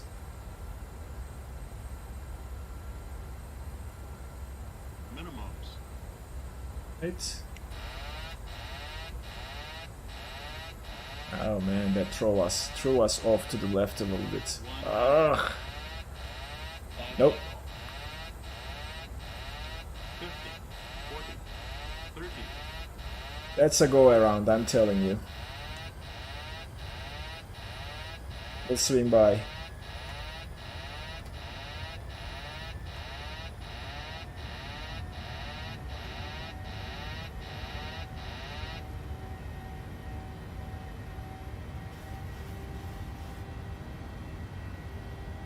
The missed approach altitude was what, 5,000? 500?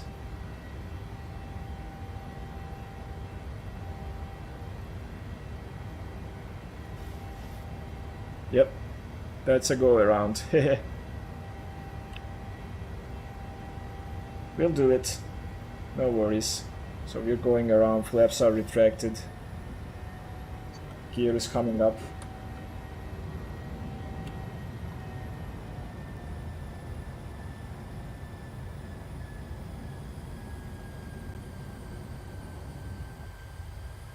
Right, we'll do this again. Challenging landing.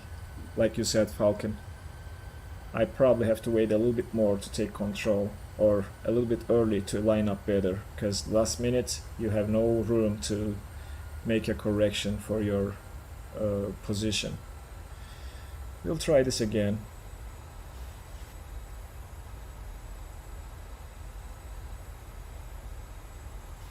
Aircraft should fly us to the holding point, and we will plan another approach. That's the holding point right there. We need to get down to the FMC, and as you see, it's gonna hold at Eurico, and while we are holding, we will plan the approach again, and we'll get back to where we need to be.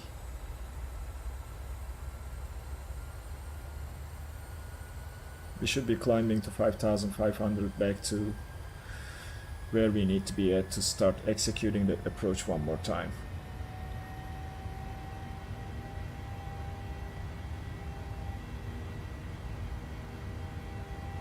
All good, no worries, we'll try this again.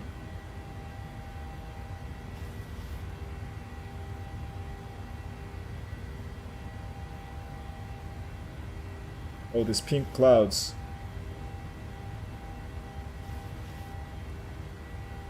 They look awesome.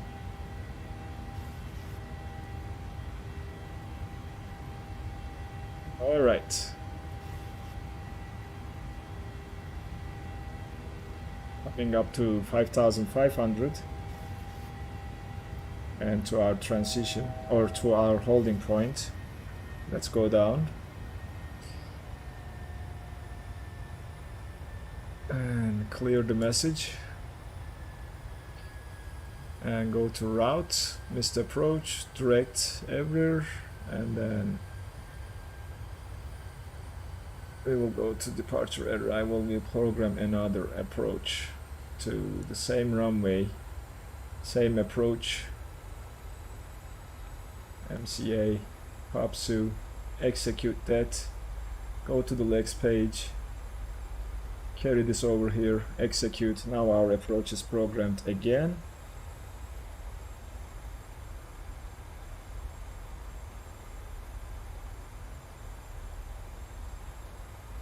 We are at 5,500, coming up to our hold point, and we will exit the hold after one turn and then get back on our flight plan routing. Or let's see if we can cut it short a little bit. Probably not, because we won't be able to descend, so let's just stick to the plan and do properly.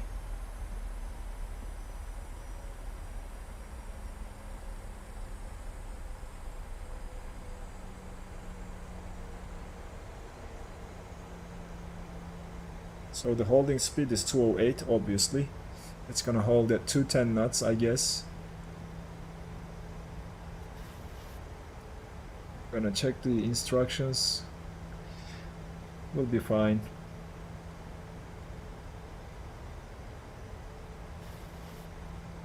We are using the reserve fuel now, which is what it is intended for.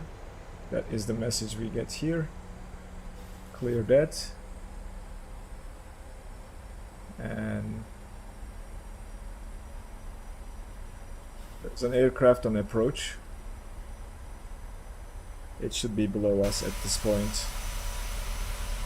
Let's see if we can spot that aircraft in front of us. Somewhere in the distance there's an aircraft following the RNAV path into the runway.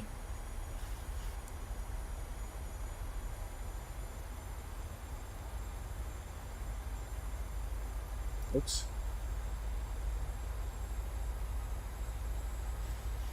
We'll go direct to POPSU. That's what I'm planning to do. Let's go then. Plan for direct POPSU. Let's take this and put it here. Execute that. And that should fix our routing. There you go, beautiful. We will exit the hold and get back to where we need to go. I lost the connection, looks like, momentarily. An aircraft should be coming from our left. There it is. That's the traffic we see on the PFD. Right here. And we are at our holding point now.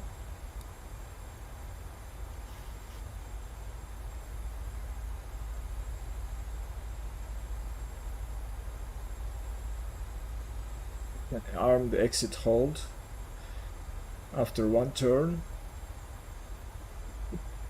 and we will be on our way.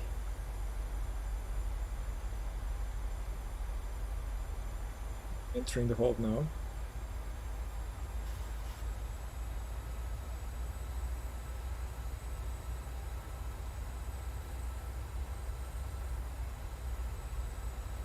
There's something wrong here. The aircraft should be turning like this. Not sure why it's trying to go to the other side. But we can arm exit hold now and execute. And the aircraft should start working towards exiting the hold and getting back on our flight plan routing to execute the approach one more time.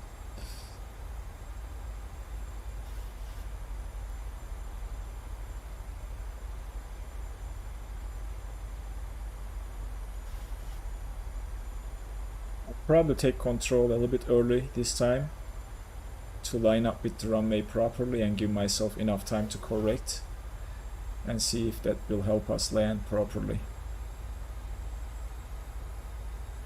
Looks like we are turning around to exit the hold. We'll again set the altitude to 2000.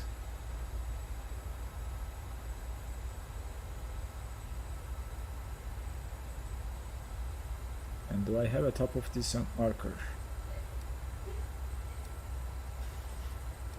I don't see one. So right after the hold, when we pass POPSU, we will get down to... Oh, we should get down though. We should get down. The aircraft should execute descent again. Let's check one more thing here. Descent.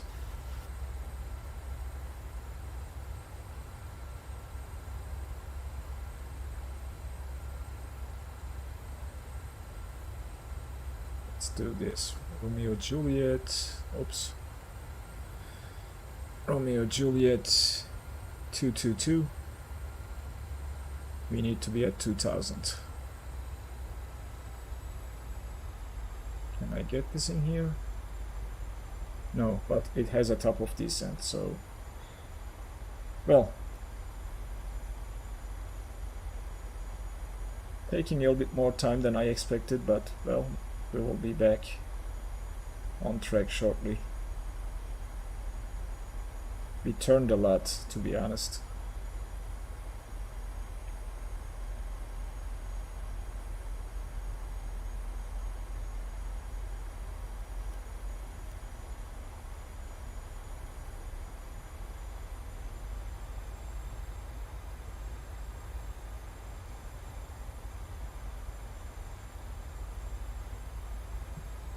Exiting the hold. Yes, Daniel, this is a PMDG 737 and I'm not sure why it's doing stupid things instead of exiting the hold.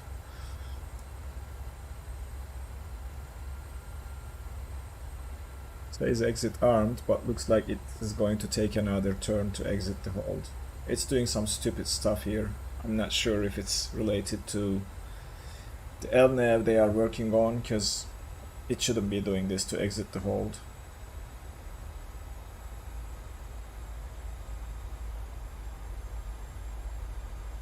We can always cut this short and say, okay, you are going direct to PABSU, but I want to see what it is going to do to exit the hold, because it took some weird turns for some reason which I don't understand why, but looks like now it's getting back on the holding pattern somehow,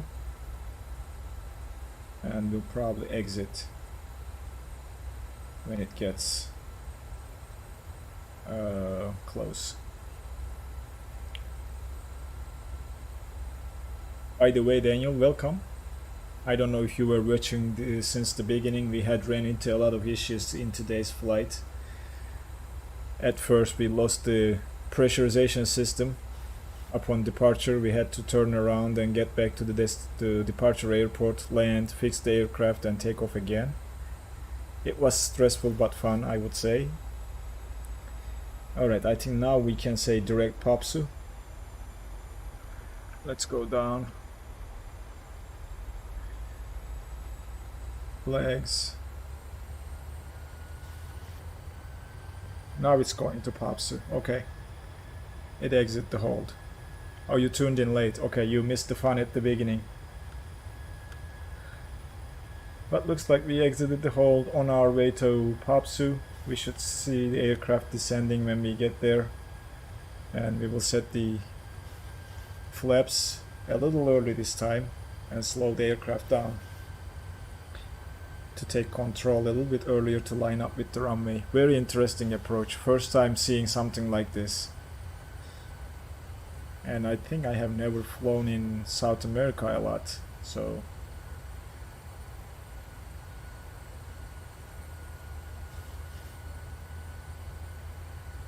get some lights going on. It's getting dark here. Where's my floodlight? There we go.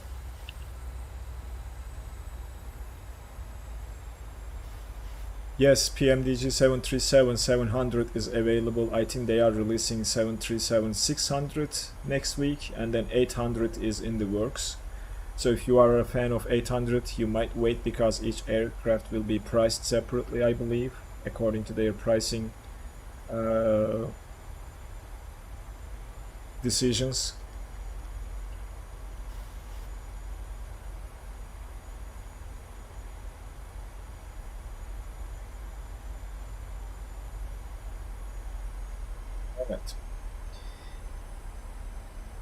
Slowing to 240, and I'm gonna check one thing here.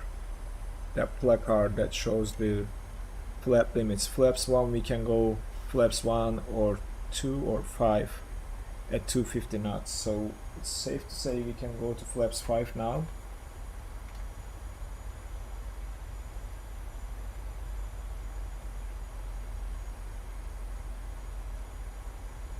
And we should see the aircraft slowing further down. I'm gonna do it a little bit early this time.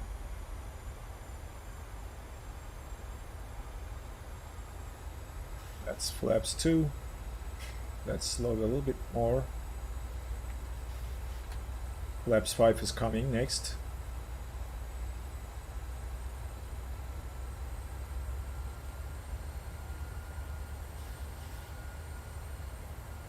We should start descending now. Yep, we did.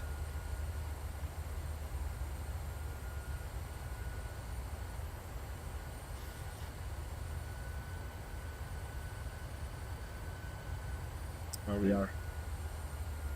We are not descending at all. What's going on, aircraft? You need to get down to 2000 immediately. Okay, there you go.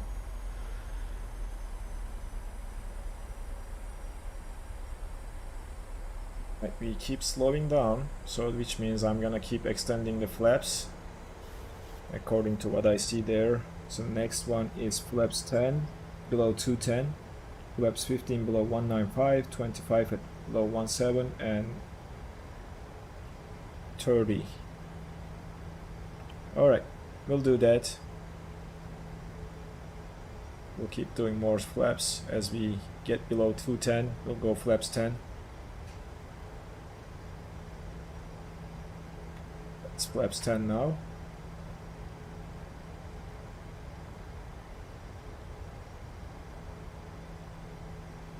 We'll gradually slow down to execute the approach. Let's arm the approach mode now.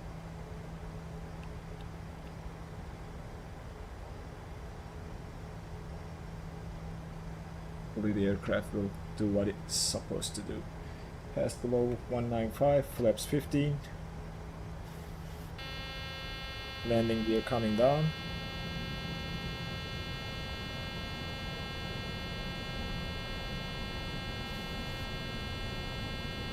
Sure why it's screaming at us at flaps 15.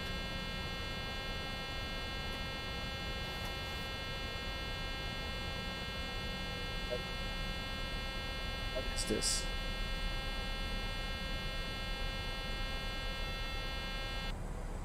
I don't understand, to be honest. And we can go full flaps now.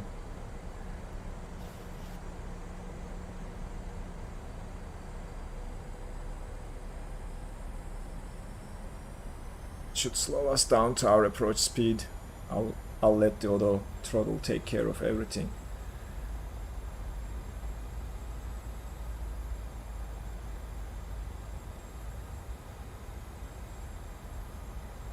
Right, looks like everything is on profile, on where they need to be, and we are on profile. We'll see how we are going to execute this time. And I cannot stand a second go around, to be honest with you guys. So we will land regardless.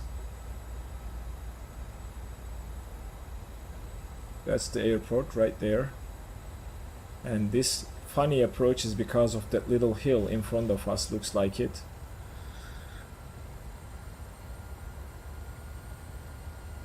I see the puppies even from here. Not sure who decided to construct and build a runway right behind the hill that resulted in this funny approach, and that makes sense why they don't have ILS here, because you will be right on that hill with an ILS approach, which requires straight line sight to the runway.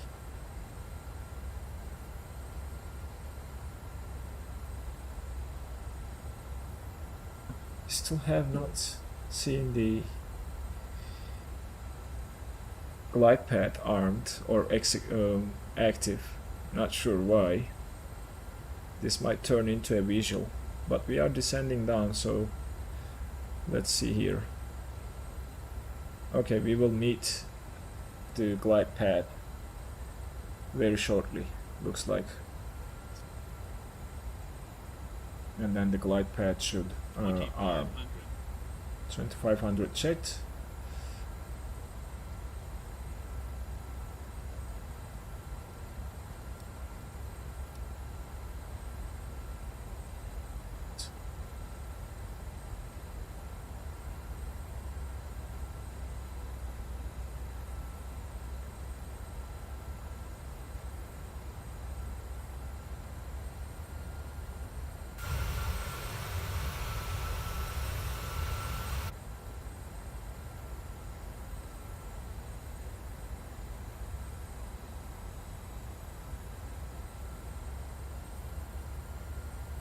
Oh, no, you keep descending, buddy.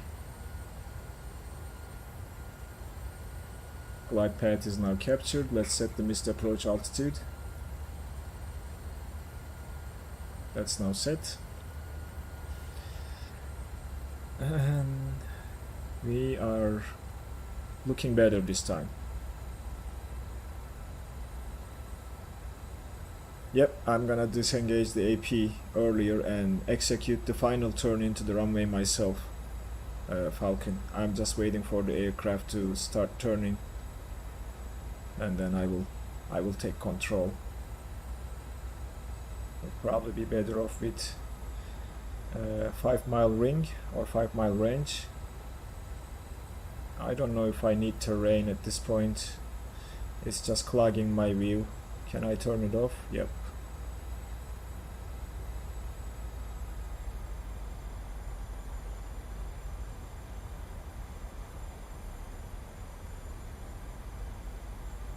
Right, looks like now we are turning. Getting ready to take control from here and make the final turn myself.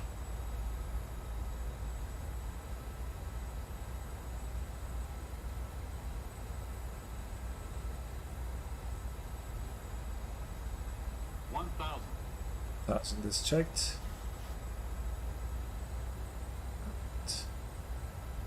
That's my plane now.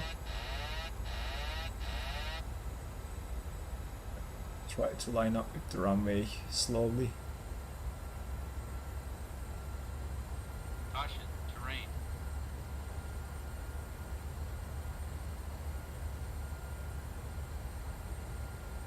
Very short runway, by the way.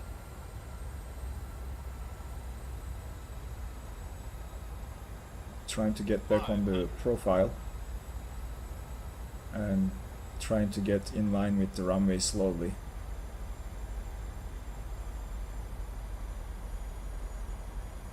Should turn now. 400. Approaching minimums. Alright. This looks better already. Minimums. Overshot the turn a little bit, but it shouldn't be a problem to correct it with rudders.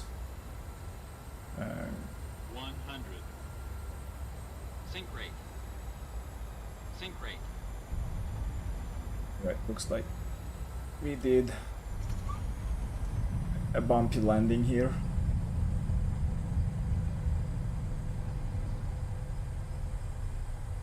Oh no. We'll probably end up in the sea. Yep. Oh man, very challenging approach. I'm telling you, it's not really easy to execute at once. I have to come back here and practice this approach one more time. It's challenging. And we should have used higher auto brake setting.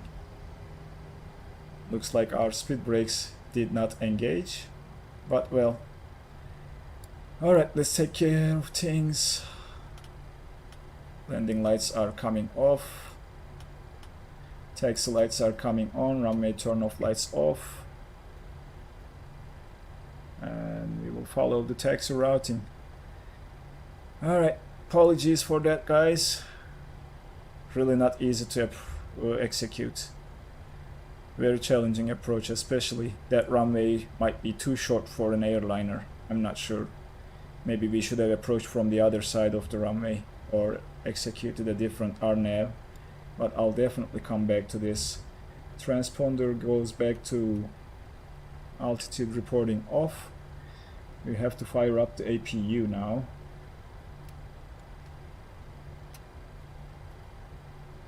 And we'll go over to the terminal building and find ourselves a parking spot.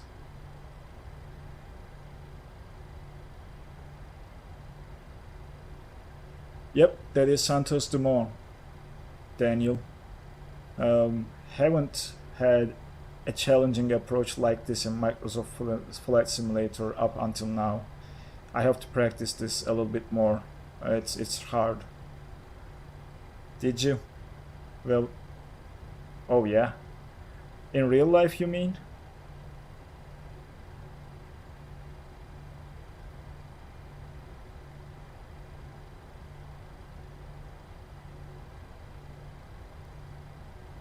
Probably going to take, I don't know, this taxiway. That aircraft is looking like it's gonna bump into us, so let's get over here. This doesn't look like a taxiway to me though, but we'll follow here and eventually find a parking spot. Let's turn the probe heat off.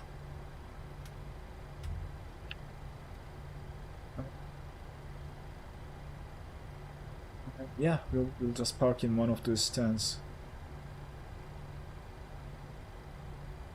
Okay, they never land that way. How they do it? Different RNAV approach, Daniel?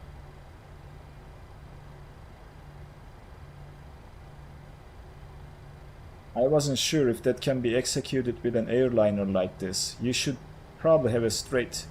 Oh, that makes sense. That makes sense because, well, it's nearly impossible to make that final turn. You have to be super accurate and line up with the runway at one shot. Yep. And if you don't, you are just probably going to end up in water, like I did.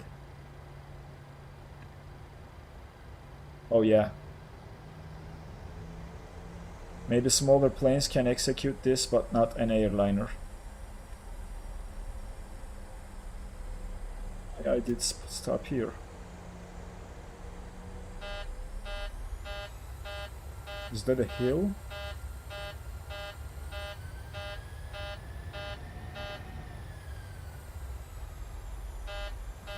It looks like a...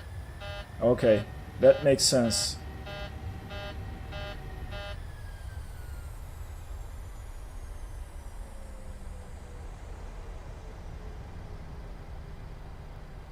Alright, we are parking next to this airliner right here to that gate.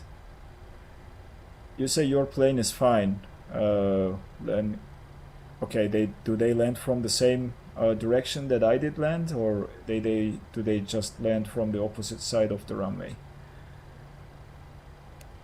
Alright, we are turning there.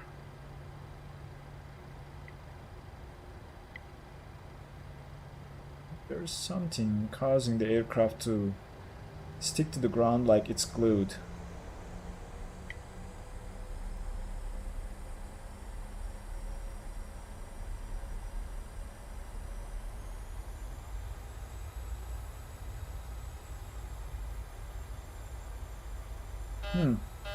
Very interesting. It's not moving.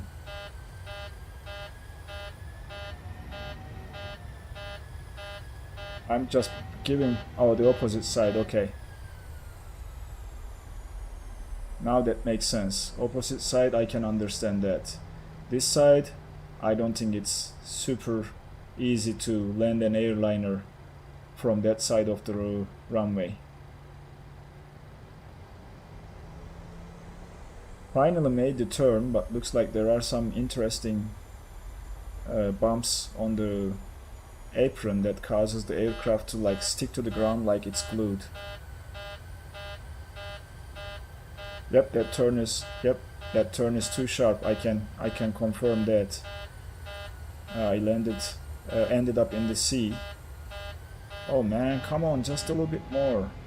Full power and you're not moving? Why?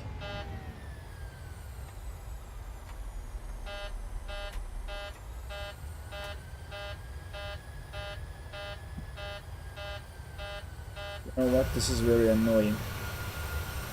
I'm just trying to park and the aircraft decides that it's not moving.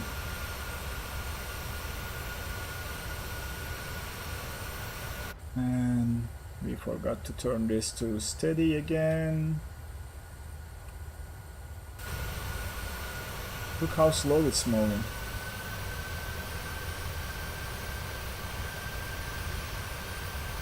Yeah, that makes sense, Daniel. I don't think you can land from that side without doing something stupid and ruining the flight or crashing the aircraft. I don't think an airliner can execute that funny landing from that side. Thanks for the info though, that makes sense. I was like mad at myself, like, what? How you did this? And apparently it looks like that was not the proper way to approach that runway.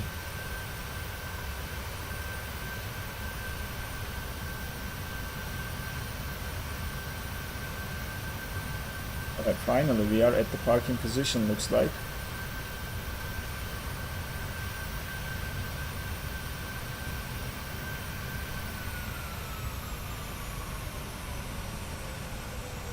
Parking brake is set now. APU is running, so let's turn the APU bleed on. Oh, it's already on, okay. I guess now we can shut down the engines because we have APU. We'll put the APU power on bus and then shut the engines down. The collision light, we don't need it anymore. Flight directors can come off. IRSs are coming off, flight directors coming off. And the next thing,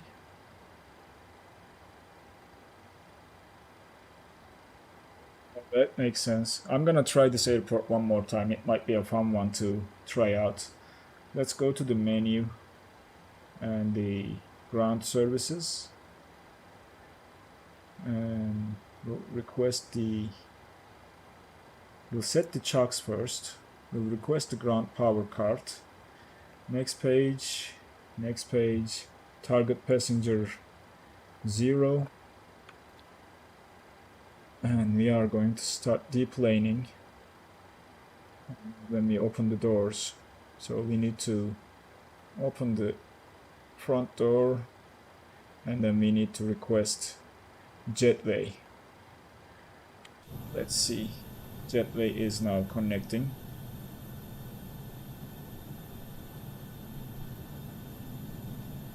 Oh yeah, Falcon, I'm not sure if I need to be proud of myself, but that was super challenging.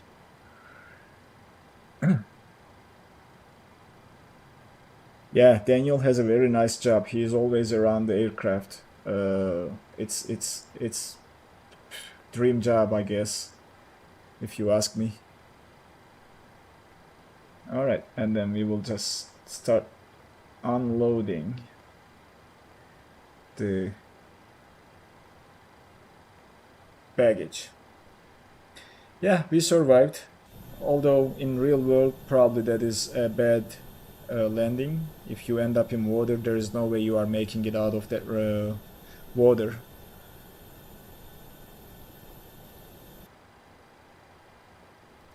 Let's request the cards. First the forward one, and then the aft one.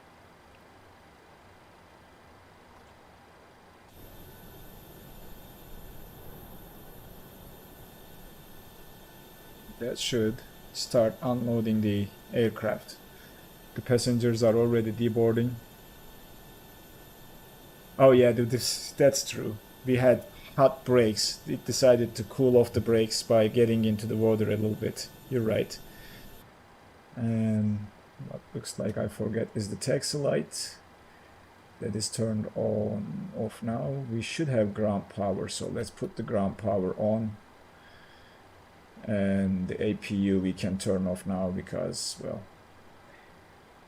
the circulation valve, turn it to off, APU bleed to off, pegs are, I can't see well enough, pegs are off now as well, isolation valve can stay open, APU bleed is off, and we'll turn off the APU. Rest of the stuff, yeah. Okay, the baggage carts are arrived, so that's pretty much the end of the flight. I wasn't very happy with the final result, but what you said, Daniel, makes sense that you cannot really, you shouldn't be approaching from that side of the runway. Thanks for being here, guys. I appreciate all of you that you spent all the time with me today, and I will be seeing you in the next stream next week, where we are going to fly around Rio and do a GA flight.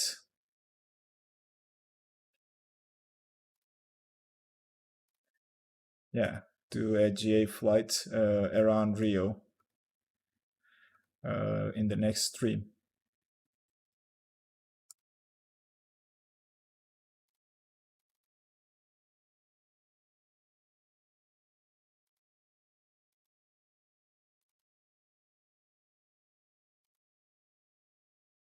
I know it was a little bit challenging. I don't know what to say. It was challenging.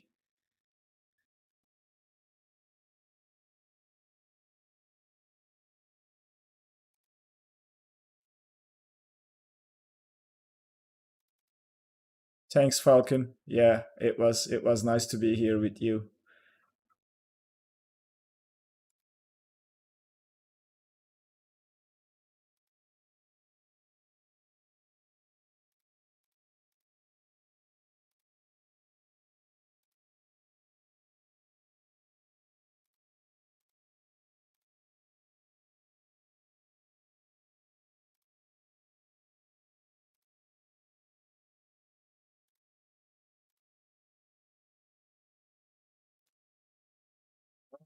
Take care, guys. Until next week.